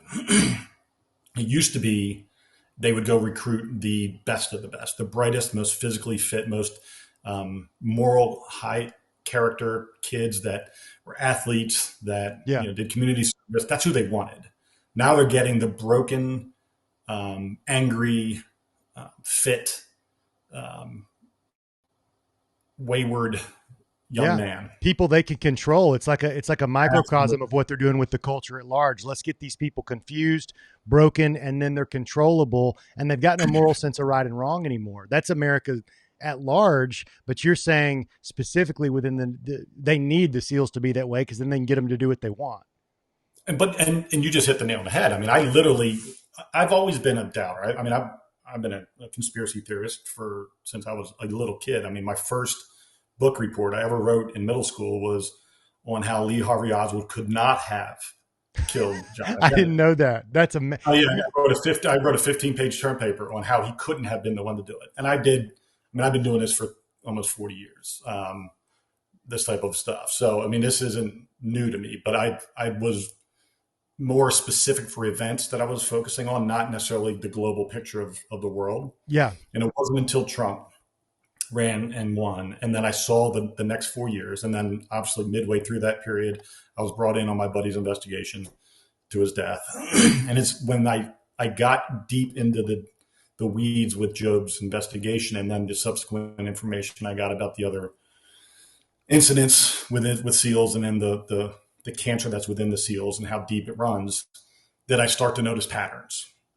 And when I was in the Army, I was a cryptanalyst, U.S. Army intelligence. So patterns was kind of my thing. And that's what I've always done as far as law enforcement investigations and trying to figure out, especially with multiple crimes, whether there's patterns. So I saw a pattern, and then obviously COVID came, and then the same pattern, and then the 2020 election, the same pattern, the Clinton emails, the same pattern, like all of this stuff, they use the same pattern.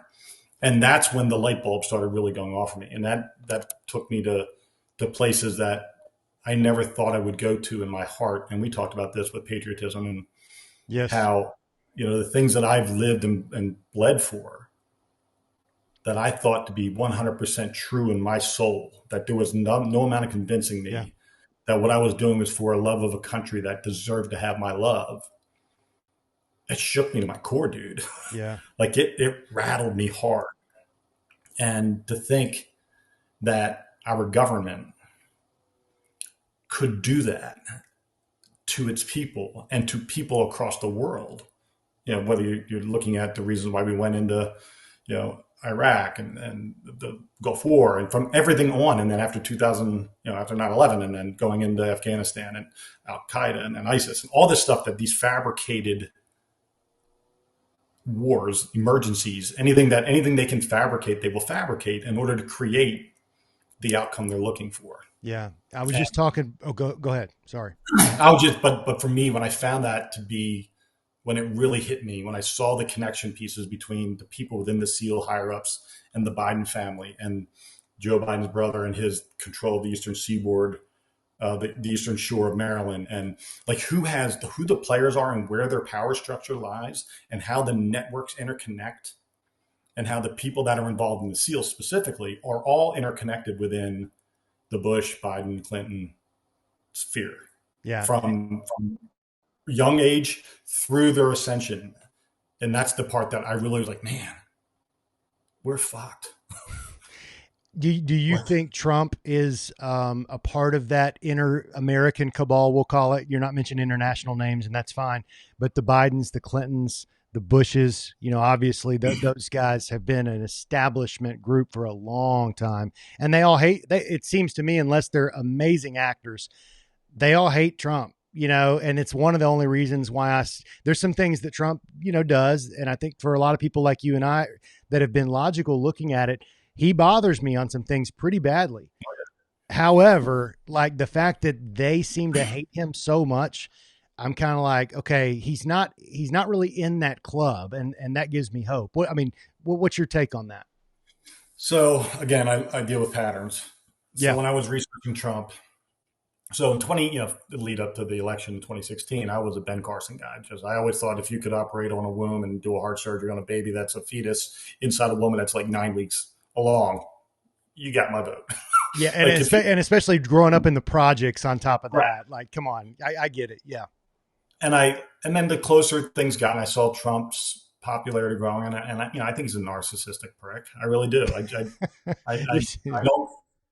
I don't think he doesn't hide it.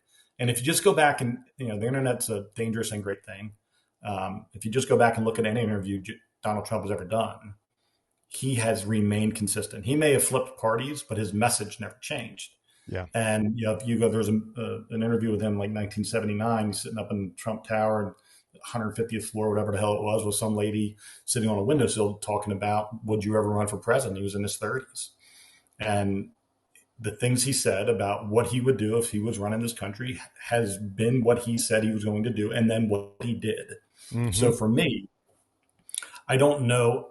I don't trust anyone anymore implicitly. But if there's anybody that I believe has the shot of not being involved in it, it's probably him. Everyone else that's in the field today for the 2024 election, I don't trust. I wouldn't vote for. I would abstain from voting if they were the choice for the party. That would you include DeSantis in that? Yeah. I don't. Something about him makes me want to punch him in the face. Well, Well, he's tied in with. He's got the Bush establishment backing him. And maybe that's just because they hate Trump so bad, they'd rather have anybody else. But to me, like at this point, if I was him, with the way the Bushes are supporting, BLM and all the, they're basically like Democrats 6 years ago is what the Bush families are. If I was DeSantis and I was the real deal, I'd say, I really don't want your support, and I would publicly say it. Yeah. Maybe political, suicide, but that's what I would do. I want to ask you about this because you talked about getting jaded for good reason. So I should say just being realistic about where we are at. One of the things you said to me that really hurt, I was like, because I was starting to trust you. The more you were writing, we did a lot of dialogue just on Instagram, and I was, you were vetting each other in a way too, where I'm saying, does this guy really know his stuff? And you continued to back up your claims, and I was like, okay, I believe him. But then you said some things. I was like, please don't say that, man. Don't say that. And you were talking about like Marcus Luttrell and Jocko Willink and all these, brand named guys who are now with a brand named entity, SEAL Team 6 or the Navy SEALs. And I want to tie this back in at some level to 9/11. We don't have to go there yet. But at the end of the day, the taking out of Osama bin Laden, the lone survivor story, all that only has power if the official narrative is the real deal. If what really we were sold by, the media, the Bushes and all of that is the real deal, then all of this stuff, the books, the movies, it's like, you can jump for joy in those movies and cheer them on. But then when you realize, wait, that's not what happened on 9/11. Well, then it becomes, tragic because there are courageous men. Like you said, they're doing courageous thing. We're not taking that away from them, fighting and protecting the man beside them at minimum. Right. But the branding piece of it, it's a very corporate thing now. The media's involved. I didn't know how much money was involved in branding the Navy SEALs. Talk a little bit about that. I didn't mean to say too much or steal thunder, but you're good. Tell me your thoughts on that. So again, it goes back to the 2002 Roberts Ridge. They found out that they can control a narrative even when irrefutable evidence to the contrary comes out, they can control the narrative. And what they did, Britt Slabinski, who was the team leader for that mission on Roberts Ridge, as word came out that there was going to be a release of this drone footage, and it was going to show that he did not do what he said he said he did. Then the questions became, well, do you remember when you said in the original interview, when they were doing the press tour of how amazing hero he was, and then as years go on, and it's conversely to Trump, where everything is the same for 40 years, Britt Slabinski started to get fog of war, and his story started to become less and less clear and less specific and less and less, and he became a victim.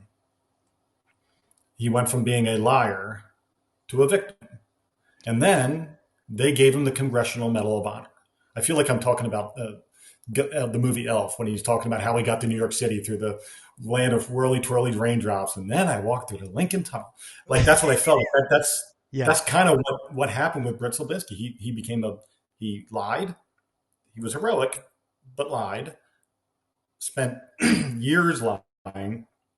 Lies about to be revealed. Shift the marketing component to what they're doing for the SEALs, to the branding, to make him a victim, give him a Congressional Medal of Honor, rushed Congressional Medal of Honor, which has the same citation as the true hero of that day, John Chapman, got on his posthumously after Britt Slabinski got his. Yes. So what they realized was they could take any narrative and turn it into whatever they want you to believe. Even if some truth comes out to the contrary, there's a mechanism in place to backdoor that and make everybody a victim.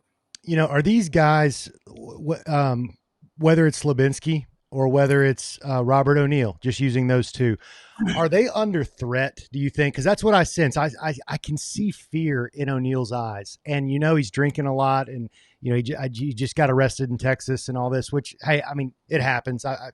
It's happened to me before. But I just sense, like you pointed out a few things, like, okay, notice, Jeremy, his story changes on some key elements, interview to interview. Now, I can't remember what those components were, but they were real.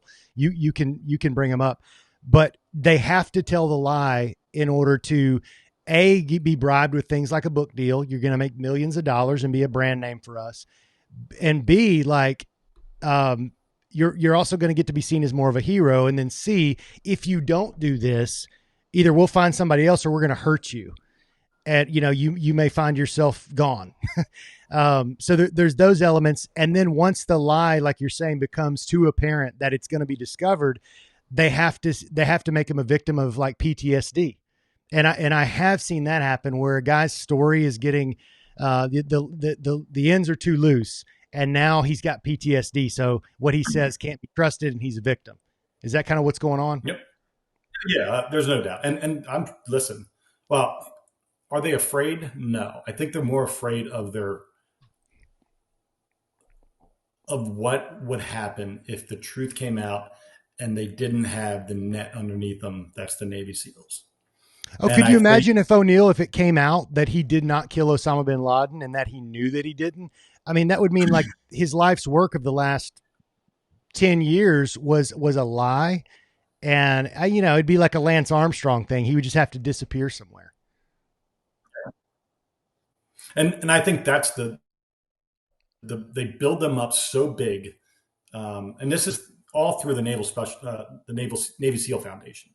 So just like any other foundation, the Clinton Foundation, the Gates Foundation, whatever foundation, name it, by an elite, it's a money laundering scheme. That's all it is. They're just washing money to use for nefarious purposes or their own personal gain, while also doing some nice stuff for some people to make it look good on the surface.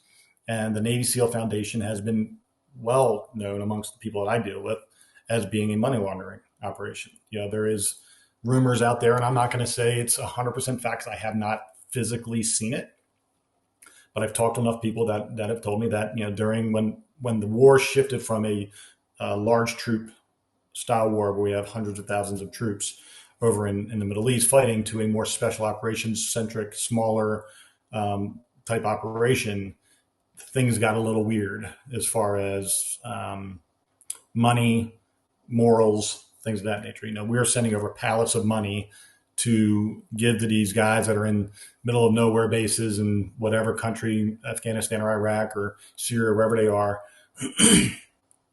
And they're using that money to buy favors, pay off mullahs, give to the community to get them to like them, things like that, snitches, whatever they need. And then some of it, from what I've been told by many sources, some of it was used to buy heroin. And that heroin was then shipped back to the United States on military cargo ships to the eastern shore of Maryland and then distributed to drug dealers. And that money was then funneled through the Navy SEAL Foundation. And again, I don't know this to be fact. This is what I've been told by several sources. So when you think about that, when you just think about tax dollars, appropriated, illegal things happening, that money, that illegal thing that was purchased, brought back and then sold at 10x the value of what was purchased. Right. And then not to mention what it's doing to the people in the street that are ingesting this stuff, but what it's doing to fund the machine that is the brand of the Navy SEAL. Right. And, I think of that, you hear about like what's going on the southern border, but you mentioned Biden's brother kind of being over the ports of the eastern seaboard, I believe you said. Eastern shore of Maryland, yeah. Right. So it's another perfect access point because he's going to, give the pass to these illicit activities because it means big money to keep this machine going. And you think about the brand. I mean, the brand was created originally. I would say that the start of the brand was by Richard Moring. Can't pronounce his last name. The guy that in the 80s that wrote the books, one of the early SEALs that wrote books, Marinkoff, or I can't remember his last name exactly, but he was kind of the start of it. He started talking about SEAL stuff and making money off it, and he was poo-pooed by most SEALs. Didn't like him because they're supposed to be the silent warriors. They're not supposed to talk about the shit they do. And then, after 9/11, and they saw the length that this was probably going to go to as far as time and the involvement of the SEALs. Because you got to remember, the SEALs, there wasn't a lot of stuff going on between Vietnam and the Gulf War. Like there wasn't a whole lot of wars going on. There was Grenada and that, but there wasn't a whole lot happening. Right. So our military wasn't actively engaging in conflict for a couple decades. And then they saw, we're going to go fight terrorism. And, it doesn't take a rocket scientist to figure out that the military industrial complex really did well in that. Oh, yeah. Right. So when you can just keep making Javelin missiles and cruise missiles and Tomahawk missiles and tanks and aircraft and all that kind of stuff, and so they get shot down, we'll make more. We make more money off the tax dollars. So the brand, they kind of knew that this table was set for them to grow and become something. And Roberts Ridge, again, I go back to that. They realized how to cultivate a story narrative and keep it going for a long period of time. Well, I mean, I feel that they did that with 9/11 itself. Oh yeah, don't you? But I don't know. I'm sticking specifically with the SEALs, but right. Everything again is the pattern. So I think the pattern of taking a narrative, having enough people within the inside and outside of the narrative. So within the SEAL community and the people that are within the network of the outside of the SEAL community, within an administration or Congress or the deep state component, the CIA, things like that. The agencies and the administrations were benefiting from all of this. We all know that everybody in Washington's got a hand in some lobbyist pocket, some defense contractor's pocket. Everybody's getting paid. Everybody gets paid. And some of them getting paid by the same people. It doesn't matter if you're left or right or center or whatever. Mm-hmm. So that knowledge that everybody is sort of complicit in this crime kept everybody sort of in the same box. And that box was able to be moved down the road for 20 years. I mean, 20-year war. Why did they kill your friend? I believe, Joe was, and I'll just touch on Joe a little bit. Joe was the Boy Scout. Literally, he was like the white knight, and he was the guy that when he ascended through all of the the proper ways that if you're a leader, you look and you go, yeah, he deserved that role, or yeah, he earned that. And every one of those, he was the person that the Navy was putting out in front to be like a spokesperson, because he was such the Navy SEAL, what they would, before the brand became the brand. I will put it that way. Before it became too big of a brand. And he was the perfect fit for the Navy SEAL role. Right. And I believe a few weeks before, so there was one of his guys got killed as a retaliation for some stuff that had happened with a local Afghani boy, where he was killed and then thrown by members of Army Special Forces and Navy SEALs. And they threw him over the wall of the compound, his family compound. And the family took retribution, and one of Job's, they went out on a mission, and there was an ambush, and one of his guys was killed. And as Job, I believe he started to dig into that a little bit and saw what had happened, and there was going to be some charges brought up on some people. Mm-hmm. And I think the SEAL hierarchy did not want that to happen. They wanted that to be covered up. They wanted that because he was going to play it straight. He wasn't going to cover up this crime. And we don't have to get too graphic, but I mean, there was some sexual type abuse with this boy, right? Yeah. So yeah, that's always the case. I mean, that's just, it's a twisted mindset typically in that world. When you're in a killing environment, and killing is what you do, and that's what you do well, and it's fostered and it's celebrated, war sucks. It just does. And I'm not hating on anybody who's got problems with the line between right and wrong or good versus evil. That blur, I understand why that exists. Mm-hmm. But I also understand that at some point in time, people need to be held accountable for their actions. And I have several members of SEAL Team 6, former and current, who talked about war crimes that they committed. Well, let me go ahead. I didn't mean to cut you off, but that was my next thing. So go ahead and finish your thought, though. But and that hurts some people are wired to be like a Jocko Willink or Marcus Luttrell or one of those guys that Chris Kyle that could just do the job and not care and just go about their business regardless of whether or not they committed atrocities or if they just killed the right person for the right reason. There are people that can just do that for a longer period of time. I think ultimately it eats you away to your core that you can't manage anymore. I just think there's that evilness, that sickness that's inside you for whatever caused you to act like that for that length of period of time. It's going to ultimately pay its dues later. But not everybody can do that long period of time. There are guys that have come to me and talked to me and know what I'm doing within the community and trying to uncover some stuff and bring to light some things. And they've talked about some things with me that are just horrific, and it's their cleansing of their soul almost, trying to say, I finally got to tell somebody. Yeah. They'll never say it outwardly to anybody because they don't want to be ostracized. I mean, that's what keeps that together, that brotherhood, even though it's dysfunctional. Sure. I mean, it is completely, steroids are running rampant. Cocaine use is running rampant. Alcohol use, heroin is running rampant within the SEAL community. Anything to numb those memories they're doing. And then anything to get back up and ready to go rock and roll again. That's why they take the steroids. So it's a cycle of just disgusting behavior that is ultimately brought on by our government. Yes. And it's compounded because I think you could, in theory, you could be a Boy Scout, be a Navy SEAL and kill people. Kind of like the way that the guy was portrayed who was the sniper in Saving Private Ryan, mm-hmm.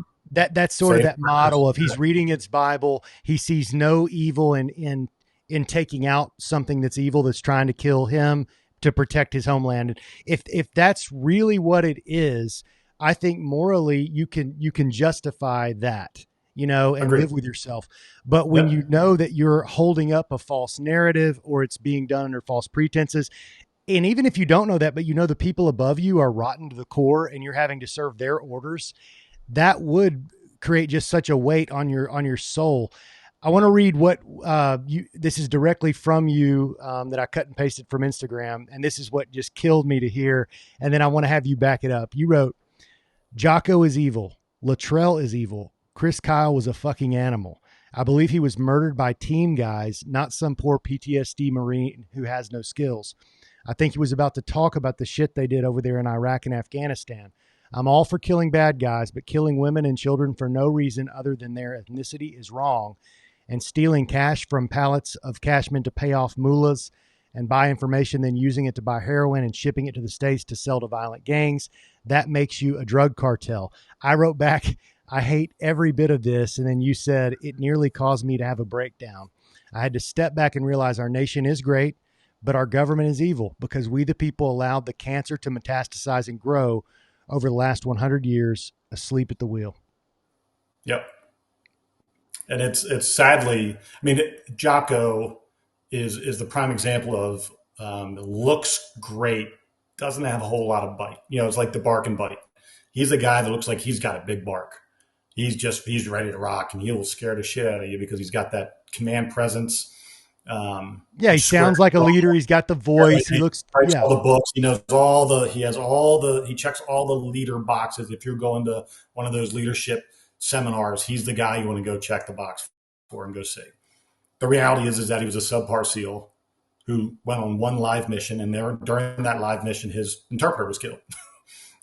So that's the extent of his live Navy SEAL history. Now, his interpreter was killed, or he killed his interpreter? Well, I'm not accusing him of murder. I'm just going to say that there were rumors out there that he killed his interpreter. I don't know for sure. Probably. I mean, I can't imagine why you would kill your interpreter. He's kind of need him. Yeah, you'd think, but I mean, based on everything else you said, maybe his interpreter had something on him and was going to play it straight. You never know. I can tell you that what the SEAL community, the brand puts out in front as the face of the community is typically the least skilled of them all, except for Chris Kyle. Chris Kyle was an animal. He could kill at will and didn't care who he killed. Sometimes he killed just for the fun of it. He would shoot just to shoot. And it was almost like from people that worked with him and were on missions with him, it was as if he was at the range working on his marksmanship. Oh, that one's 2,200 yards away. I can get that. And it may not even have been a legit target. So when you think about the number of people that were killed, and they kind of alluded to that in the story about him, that he had this he was the I forget whether it is the killer of Ramadi or whatever his title was that he had over there, that he was just just killing indiscriminately. And that, he came back and he had all these issues and he went to therapy and he's like, I didn't kill anybody, didn't need to be killed. And if you can rationalize why you kill somebody, and like we talked about with the sniper from Saving Private Ryan, if he can say that with his God and his belief in his God that this is righteous and just and that's why he's doing it, then I guess he can deal with that. And Chris Kyle may have found a way to do that himself. But I ultimately think, and there's not a part of that story that was such an anticlimactic ending to say that he was helping fellow vets with PTSD and he just got caught off guard and got whacked by some low-level Marine who probably saw a buddy get blown up or what. And I don't even know that the supposed Marine story, but they made it seem as if he was some non-threatening low-level Marine. Even the guy that played him looked a little bit milquetoast. So I don't buy for 1 second that Chris Kyle got whacked by some Marine out of range doing some PTSD shooting thing. Yeah, sure. Do I think the teams killed him? I don't think so. Only because every SEAL that I've ever talked to, and I've had some threats against me, and I've had some phone calls from SEALs who didn't like what I was saying and told me I need to watch my back. And I started to think, all right, am I digging a hole and putting my family at risk? And one of the guys from SEAL Team 6 said, listen, man, outside of the team environment in a combat zone, we're all just a bunch of fucking pussies, is what he told me. He goes, I don't think you have to worry about SEALs coming to kill you.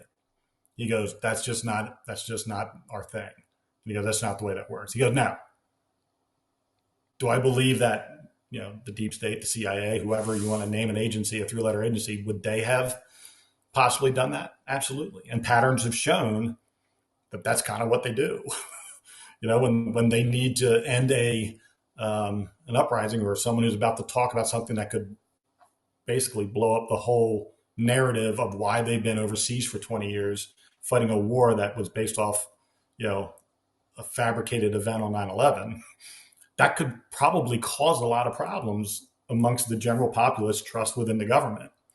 So it wouldn't surprise me if Chris Kyle was killed by, one of the 3-letter agencies. Right. Yeah. Well, and I just, that's all of those, Marcus Luttrell, Marcus Luttrell, his story on what happened that day is a little bit different than the story that I've been told by people who were privy to the reports on what actually happened.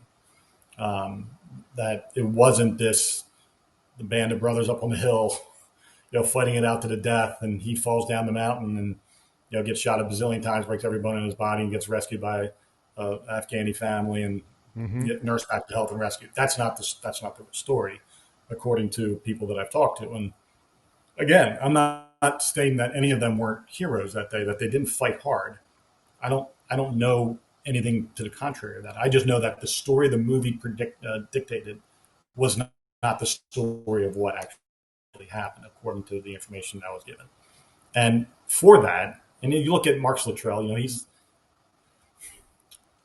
I feel sad for him, because I think he was created against his will. Like, I don't think he wanted that role of being the guy that was in the. I really don't. His body language doesn't scream like he's not the guy that's going. He's not Rob O'Neill, right? Rob O'Neill loves the attention, loves being out in public and talking, getting drinks bought for him, and having good time in every city he goes to. Marcus Luttrell doesn't look like that guy. He looks like a guy that was put into a situation or has his ass over a barrel and was told this is how it's going to go and this is what you're going to do. And I think his part of the deal is his brother got into Congress. Yeah, I forgot about that. Wow. There's a lot of that the SEAL community does to buy you favor within the community. And there are guys I was told that Jocko Willink was almost exiled. Like they told him to turn in his trident. Like he was almost court-martialed a couple times. And but what they do is they tell you you're done, and then they go, after you're out, they bring you back in. And they go, listen, that was all for show. We didn't want the guys thinking that you were going to get away with anything. Here's what we're going to do. And they put you on this trajectory to, whether it's a book deal or multiple book deals or a podcast. It was for a while. They were opening up MMA gyms all over the place. There were Navy SEALs, MMA gyms. I mean, they had actually switched from a certain training to MMA training as part of that's actually what they were training in to be Navy SEALs when they were already on the teams. That was their hand-to-hand combat, was MMA training. And they were then going out and opening up branded MMA gyms. And all the money for those gyms was coming from the Navy SEAL Foundation. So it's been so many different levels of money laundering and gaining favor through financial gifts, or buying 1 million copies of a book to get you a #1 bestseller on New York Times. And then that alone gets you every TV station and news channel there is to do an interview of book signings. And then it takes off. Even if it's a shitty book, it automatically jumps up to New York Times #1 bestseller. And all of a sudden you have credentials to go and talk about who you were as a SEAL and why your book is so awesome. And now you are on the talk circuit. Yeah. Right. Now, I want to go back real quick to one person that we both agree would have been a hero that we can look at. There's fewer and fewer of them these days, it sounds like. But John Chapman, I interviewed his sister. You made that connection. John Chapman was the first combat controller, I believe, to get, was it Congressional Medal of Honor? Yep. Yeah. Yep. Obviously, that was posthumously, if that's how you say it. Posthumously, yep. Posthumous. Thank you. So, but yeah, that's an incredible interview. I wish it would have gotten more views. I probably just did a sucky thumbnail, but I need to re-release that, because his story, dude, is like, I mean, you told me, you said, try to watch this and not cry. And you sent me like that 12-minute video that's taken by a drone, and you can actually see this man fight to, if nothing else, to protect, his brothers, for like, I don't know, 12 hours or longer. Then Yeah, he was up. He killed a bunch of people. He led the charge up the mountain. Slabinski was behind him. Killed a bunch of guys in a bunker. They were getting shot at from all different angles. They were all over the place, and he got shot a bunch of times. Fell, hit his head, was unconscious. That's when the SEALs left the mountain, left him up there to die. They didn't check him to see if he was alive. They just bailed over the side of the mountain and waited for the QRF to come in, which was a bunch of Army Rangers, Special Forces guys, to come in and help clear the mountain and save everybody. Well, during that period of time, as the QRF was coming in, Chapman wakes up from his being unconscious and fights for another, I don't know, hour and a half, 2 hours, whatever it was. It was pre-dawn to dawn, and ended up succumbing with 20-some wounds. Yeah. And died there after. But after, being shot a bunch of times, being knocked unconscious, getting back up by himself, fighting everybody on that mountain that he could fight till he died. And that's fact. That's not some folklore that somebody's passing down through the ages. That's truth. And that's the part where when I look at what's going on in our world and our government, I want the truth. I want facts. I don't want interpretation. I don't want spin. I don't want a narrative. I don't want the brand. I want to know what happened. And, you and I can both agree that, 9/11, while I think the piece that got us into this final chapter of our country's story, I believe there's going to be either an ending to it or a rebirth of it. But I think it all started, 100 and some years ago. I think the destruction from within of our government started that long ago in the 1860s, post-Civil War. So you can track, if you go back and deconstruct our country and go back and see how things became globalized within our country, within the government, the globalist mission. You can follow that all the way through from the beginning of the Industrial Revolution, post-Civil War, to the beginning of the Federal Reserve, to all of the things that happened, the League of Nations, the beginning of the UN, the NATO, all those things that become the EU Parliament, all the things that become this global voice versus the national sovereignty started years ago. But 9/11 was the thing that took us over the slow trickle to open the faucet up full blast. Yeah. Even though people weren't paying attention to the fact that it was open up full blast. And I was one of them. Have you ever read Have you ever read the document called, I may get it backwards here, but Quiet Weapons for a Silent War? No. Okay. I got to read that. Yeah, I'll send it to you. I'll put it in the links, actually. I got it on PDF. So it is from one of the original Bilderberg meetings. And, the Rockefellers, they're one of the internationalist, globalist families that you were talking about without saying their name. They, at that first Bilderberg meeting, they put out like a pamphlet. It's, maybe, I'm guessing 20, 30 pages long. But the first few pages are amazing. And the way it got into public hands was there was a big army surplus. No, not army. There was a surplus sale, and either the Army was selling all these printers and copy machines and all this back in the 70s. And somebody bought one. And inside of the printer or the copy machine, I can't remember which, was a copy of that pamphlet. And here's the thing. There's a lot of mystery surrounding, okay, was it really from the first Bilderberger meeting back in the 40s or 50s or whatever? Or was it a fake? The thing is, it doesn't really matter, because whoever wrote this in 1975 or whenever it was discovered was basically telling the future. And they were talking about, this is the thing that was supposed to go around to everybody at the table at the Bilderberg meeting. And it was talking about we're overpopulated. We have to take back control. Americans are too sovereign. So we got to use a few different things. And they use this energy model they were talking about. And they were like, we have to shock the system at various times through history, with events that are false. But that gets people afraid. It gets people confused. It's the Hegelian dialectic, problem, reaction, solution, and they provide the problem and the solution. It's our reaction that gets us in trouble. Just like me with 9/11, I wanted to believe so badly because it made sense, right? But yeah, you got to read that, and I wish I had more of the bullet points in my mind about it because it's outstanding the way it talks about either through bioweapons, like a pandemic. It talks about that, and it also talks about terrorist attacks. We could use that, and it's just like, man, this was so perfect. And then the fact that the Rockefeller himself, him and Kissinger were kind of behind the Bilderbergers. Before there was the World Economic Forum, there was the Bilderbergs. And Rockefeller, the Twin Towers were his. Like, it was his creation. He hired the architect, all that stuff. And I am of the opinion now, like you said, it goes way back. And even if they didn't know what they were going to do, it was kind of like, we got to prepare for a blood sacrifice at some point. I mean, it gets very spiritual when you get to, the depth of why are they doing these things?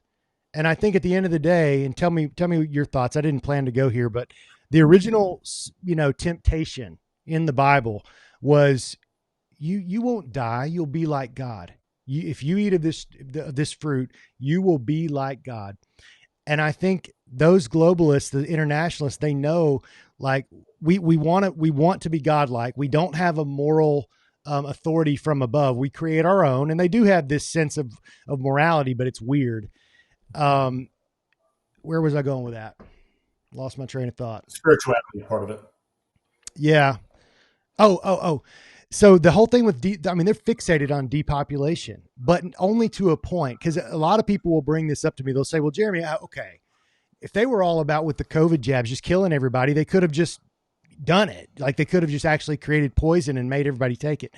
And I'm like, no, because then they would lose their power. We are the human capital that their godlike, belief about themselves runs on it. So they don't need too many of us with freedom, because then we could actually rally and take them out in one way or another. What they need is a controllable amount of people that can still provide the economy, the money, the fanfare, the Rockefellers, and you bring it forward to today, these, global politicians are kind of worshiped in a way. So it very much goes back to, they want to be God, and they're willing to do anything to get there. I think we are in a for the first time, that I can, and I like to believe I'm a student of history, at least a student of the history that I'm interested in, but just typically the stuff that has some sort of a questionable component to it. I like to ask questions, and I certainly follow the rules, and I'm not much of a follower or team player to begin with, but I believe for the first time, and as long as I can remember, we are in a spiritual awakening of like I've never seen before. I believe the amount of belief in a higher power, whether it's Yahweh, God, Jehovah, whoever you believe, Jesus, whatever you call him, that there is this belief now that I need to get centered with that being, because I don't know what's happening. Yes. I don't know who is doing what. I don't know who to trust. I don't know what is up, what is down, what is left, what is right, what is black, what is white. I don't know anything, but I do know this, that if it ends today, I know who's got me. Mm-hmm. And that's the only thing that I have that I hold on to through all of this. Because people are like, how do you sleep? Like, all you do is like dig. I'm like, yeah, I dig because I want to be the guy that goes, I saw that. No shit, that happened? Like, my new saying is, wouldn't fucking surprise me. That's what I say with everything. Because at any point in time, nothing is off the table now. So with that, I know that I have to have something that is my roots, something that I hold on to, something that I know is 100% true. And that's my belief in Jesus Christ. And I moved in the middle of nowhere in Missouri and brought my family here. And I bought enough land. I call it Noah's Ark. If anybody ever needs to find a safe haven, you can come to me. I will give it to you. I'll provide that. And God sort of pulled me this direction. So I'm listening to my spiritual side way more than I am my inquisitive side, because the inquisitive side is great because it's fun for me. I enjoy doing all this research.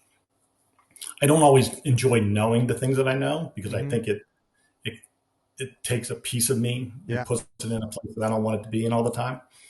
But like 9/11 for me was an awakening for me to go serve again as an air marshal. I was right after 9/11, 9/12. I was online on the FAA website applying to become a sky marshal. Got hired shortly thereafter. Was sky marshal, air marshal, sky marshal / air marshal for 4.5 years. And I believed that in the beginning that I was doing the work of a patriot to go out and stop terrorists from trying to do that again. And then over time, over the next 4 years, I realized that I was just working for a bureaucratic machine that didn't give two shits about safety or security. They cared about the perception. They cared about the brand. They cared about making my mom and Aunt Flo feel safe to fly back and forth from Palm Beach, Florida, back to Jersey. Like that's what it was for. It wasn't meant to be a deterrent. It was meant to be, I called it a punt. The number of flights that were covered on any given day was a small percentage, 1% roughly. So we weren't necessarily stopping anything. And it became, if we had stayed a covert mission where nobody knew who we were, where we were sitting or anything like that, it would have been a little bit easier for me to swallow, but it became very apparent who we were, where we were sitting, what we looked like, what our mannerisms were. And I had grandmothers that would touch my arm and go, "Thank you for what you're doing," and walk to their seat. Like when it turned into that, I felt like a Macy's storefront mannequin at Christmas. And I would bring up ideas on how to make flights safer. And they'd be like, "Yeah, no, we're not doing that." And I'm like, "Well, what are we doing? Like, what is the mission here? What are we really trying to accomplish?" And I realized that it had nothing to do with stopping terrorism. It had something to do with creating another agency. Ultimately became Homeland Security. Yeah. And then look what's happened from that. And then, obviously the Patriot Act, in the beginning, they worded it like we were going to save American lives by giving our government the ability to go and do things that they weren't otherwise able to do before in order to stop terrorists from coming to our doorstep ever again.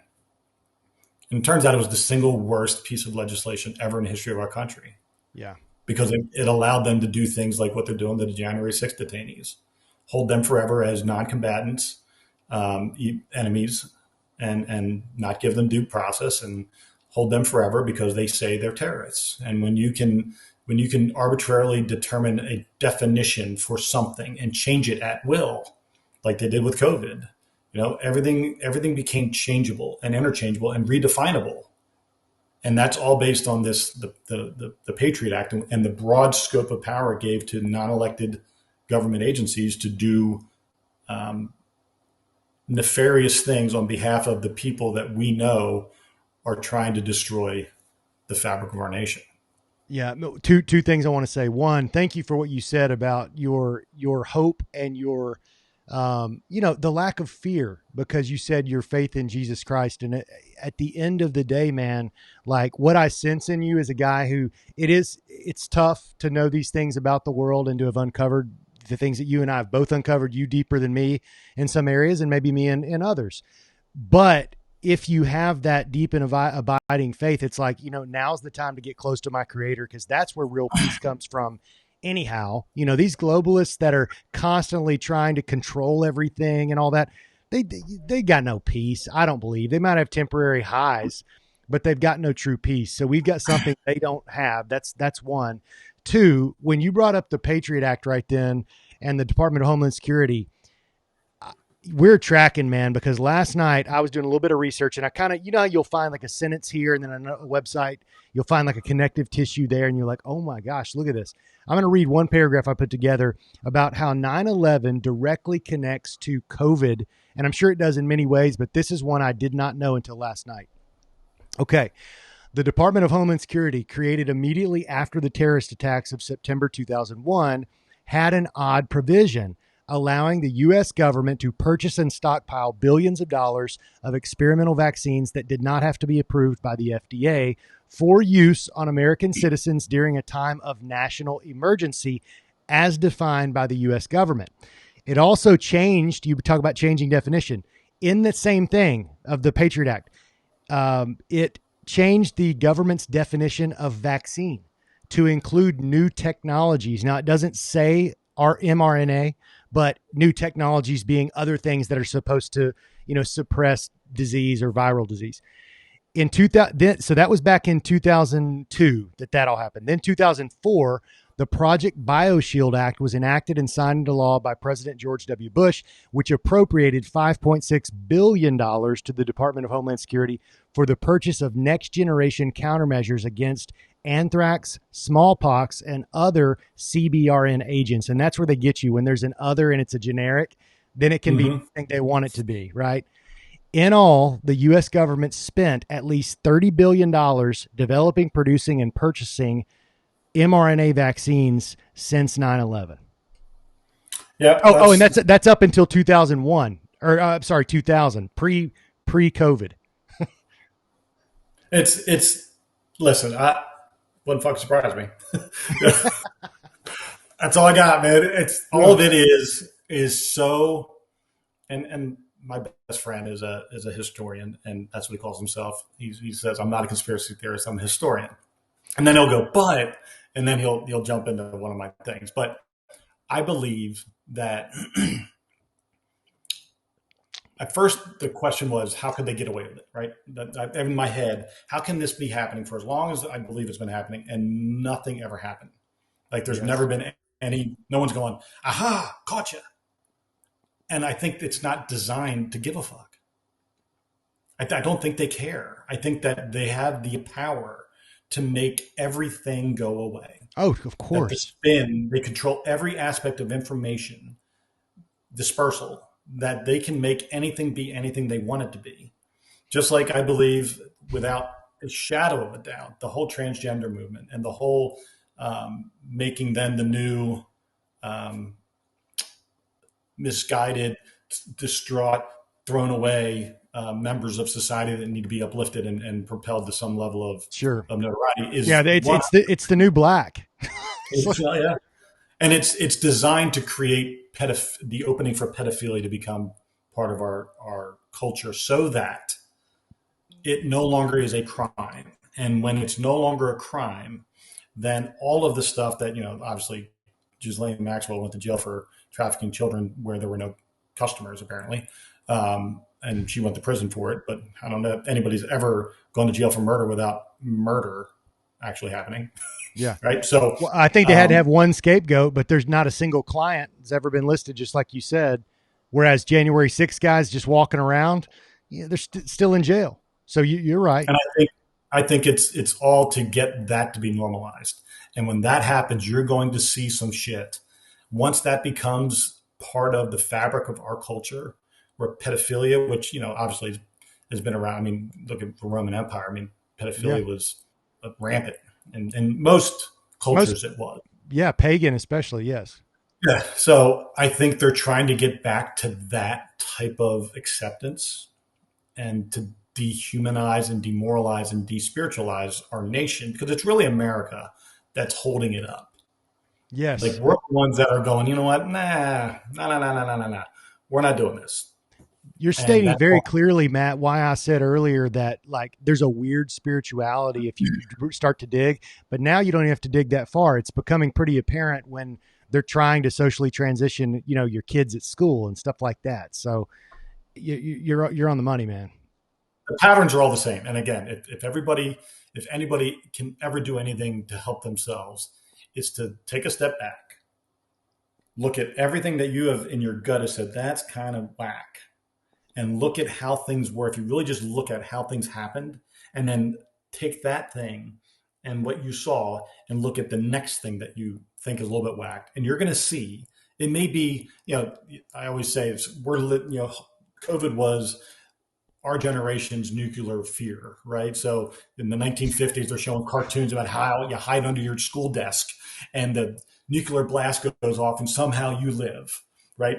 Or not. And, the whole fear of the boogeyman of Russia and of the Soviet Union and nuclear war, nuclear holocaust. And what did that do? That created multiple verticals of income for billions and billions and billions of dollars worth of research for nuclear medicine, nuclear wars, nuclear warheads, nuclear energy, all this nuclear became now strings of vertical markets for companies to get into and make billions of dollars, and then for politicians to get fed through those. So it's all the same thing with COVID, with vaccines and masks and ventilators and whatever else.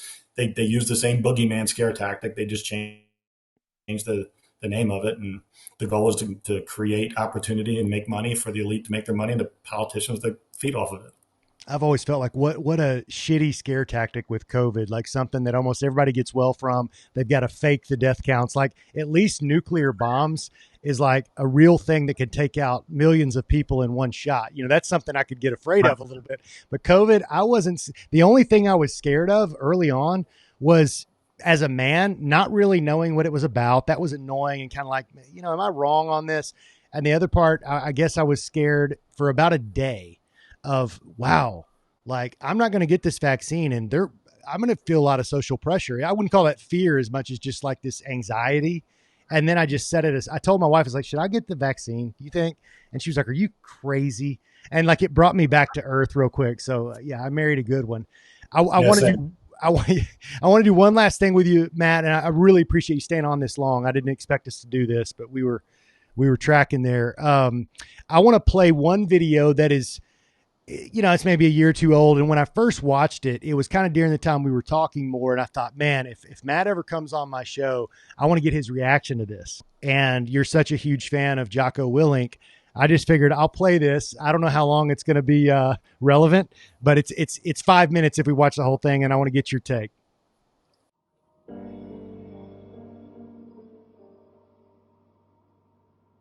Tuesday, 9:47 a.m. Hi, baby. Baby, you have to listen to me carefully. I'm on a plane that's been hijacked. I'm on the plane. I'm calling from the plane. I want to tell you I love you. Please tell my children that I love them very much. And I'm so sorry, babe. I hope to be able to see your face again, baby. I love you. Bye. Jules, this is Ryan. Listen, on an airplane that's been hijacked. If things don't go well, it's not looking good. I just want you to know I absolutely love you. I want you to do good. So happy to time. Same to my parents and everybody. And I just totally love you, and I will see you later. Bye, babe.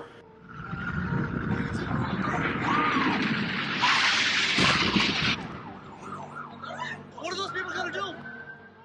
All the elevators are blocked out.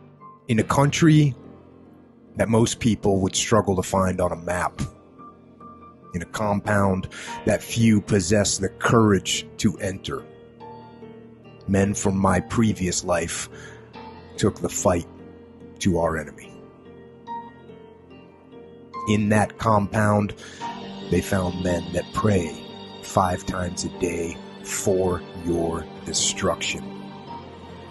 Those men don't care about your religious beliefs. They don't care about your political opinions. They don't care if you sit on the left or the right, liberal or conservative, pacifist or warrior. They don't care how much you believe in diversity, equality, or freedom of speech. They don't care. I'm sorry you've never smelled the breath of a man who wants to kill you. I'm sorry you've never felt the alarm bells ringing in your body, the combination of fear and adrenaline as you move towards the fight instead of running from it. I'm sorry you've never heard someone cry out for help or cried out for help yourself, relying on the courage of others to bring you home.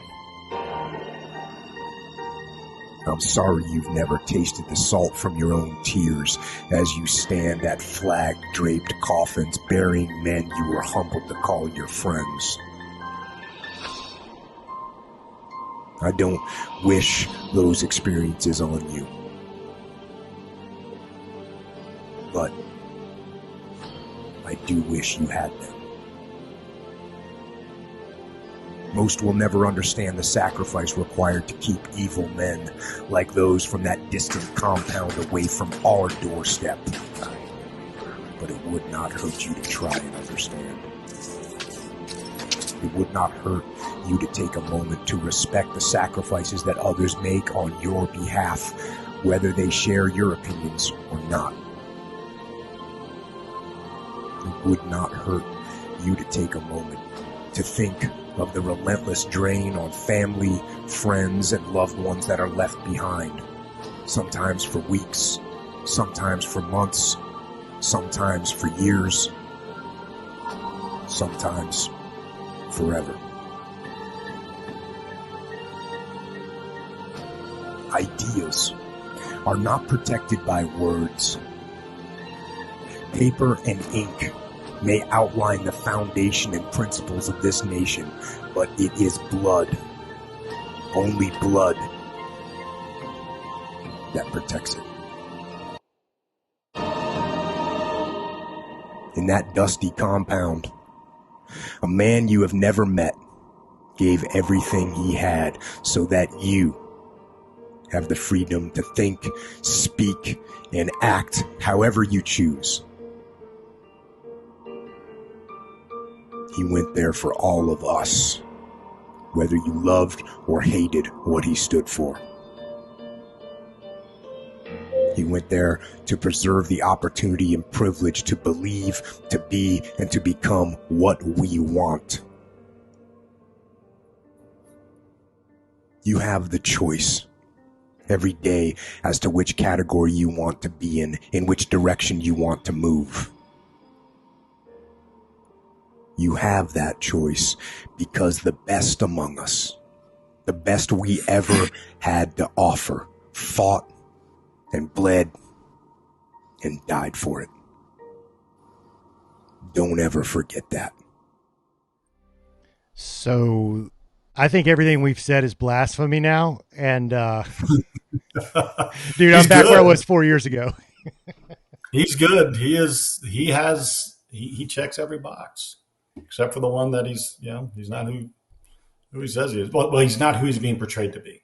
Well, take it away from Jocko. What about that, they're showing the calls from the planes, and they're, obviously they're tying it to 9/11, and that's why these men fight. Don't care what your politics are, yada, yada. Like, people are going to see that over and over and over again. And for some people, it's going to make their, they're going to get their patriotic pride going and all that. And I get it. I've been there. What is your message to people now? Man. Well, I guess three things.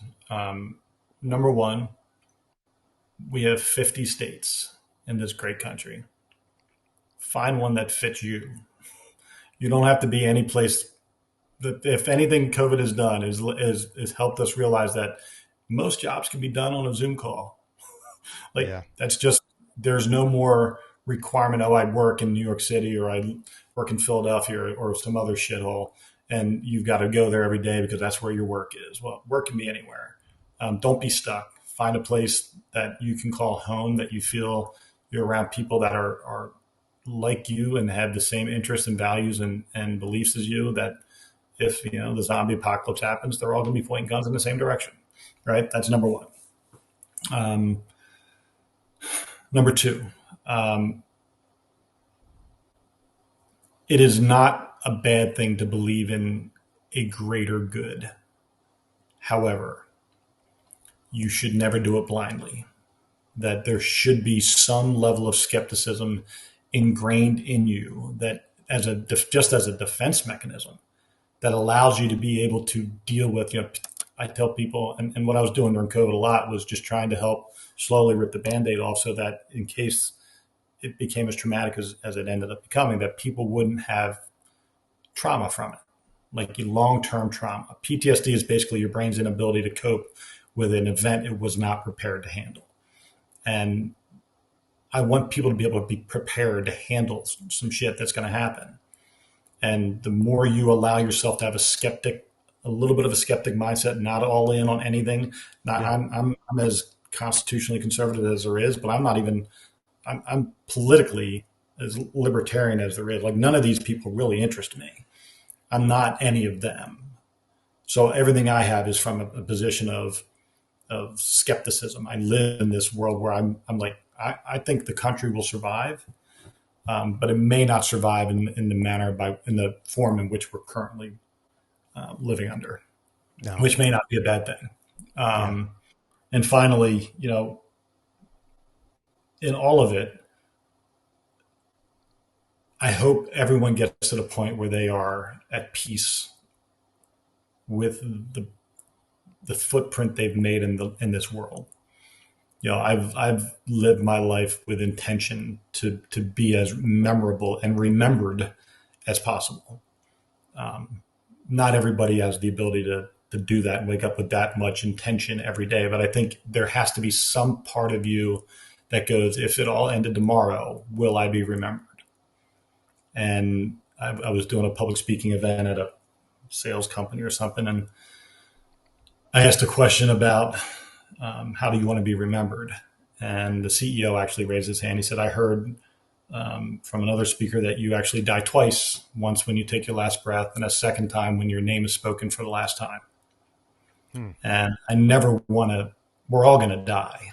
I never want to die twice. And I want my name to be remembered. And that's why I do podcasts and social media and wrote a book and like all the stuff that I've done. I want to have enough touch points out there so that at some point in time, 100 years from now, somebody's going to read my book and go, oh, Matt Kubler, boom, still alive. For me, that's my goal. And that comes from my knowledge that I'm going to be in heaven and that my family is my legacy and that what I put into my children is the thing that's going to carry me through the point of never dying twice. So having that intentionality in your life and making sure you're raising your children to respect your life and the legacy that you've created for them is kind of where I've transitioned to that a while back. And I really hope people can get off the fear train and really start living that intentional, loving life of the people that are around them and who they are and what they've done in their life. Yeah, no, that's a great word, my friend. I as you're talking, I'm thinking, man, this is so solid. I wish this was closing out my whole thing. I've got a few more little things I'm going to play on the list here. But I want to tell everybody you've got a website, mattkubler.com, and you've got a book out. I forget the name of your book, but you can tell us. My Brother's Love, a memoir. It's a book about my brother, Andy, and I growing up. My brother was autistic and had a severe stutter and sadly died 34 years ago in a car accident. And so it's just my legacy for him and our life story. And I wrote it a long time ago. I wrote it in 2006. Yeah. But it's still poignant today. Okay. Well, good, man. Thank you for sharing that. And dude, it's been very enlightening. I knew it would be a good one when you came on. And anytime there's something in this avenue going on in the news or whatever, I'll give you a buzz. And I'd love to have you back on again sometime. Always a pleasure, my friend. Thanks, Matt. I'll talk to you soon. All right. Take care.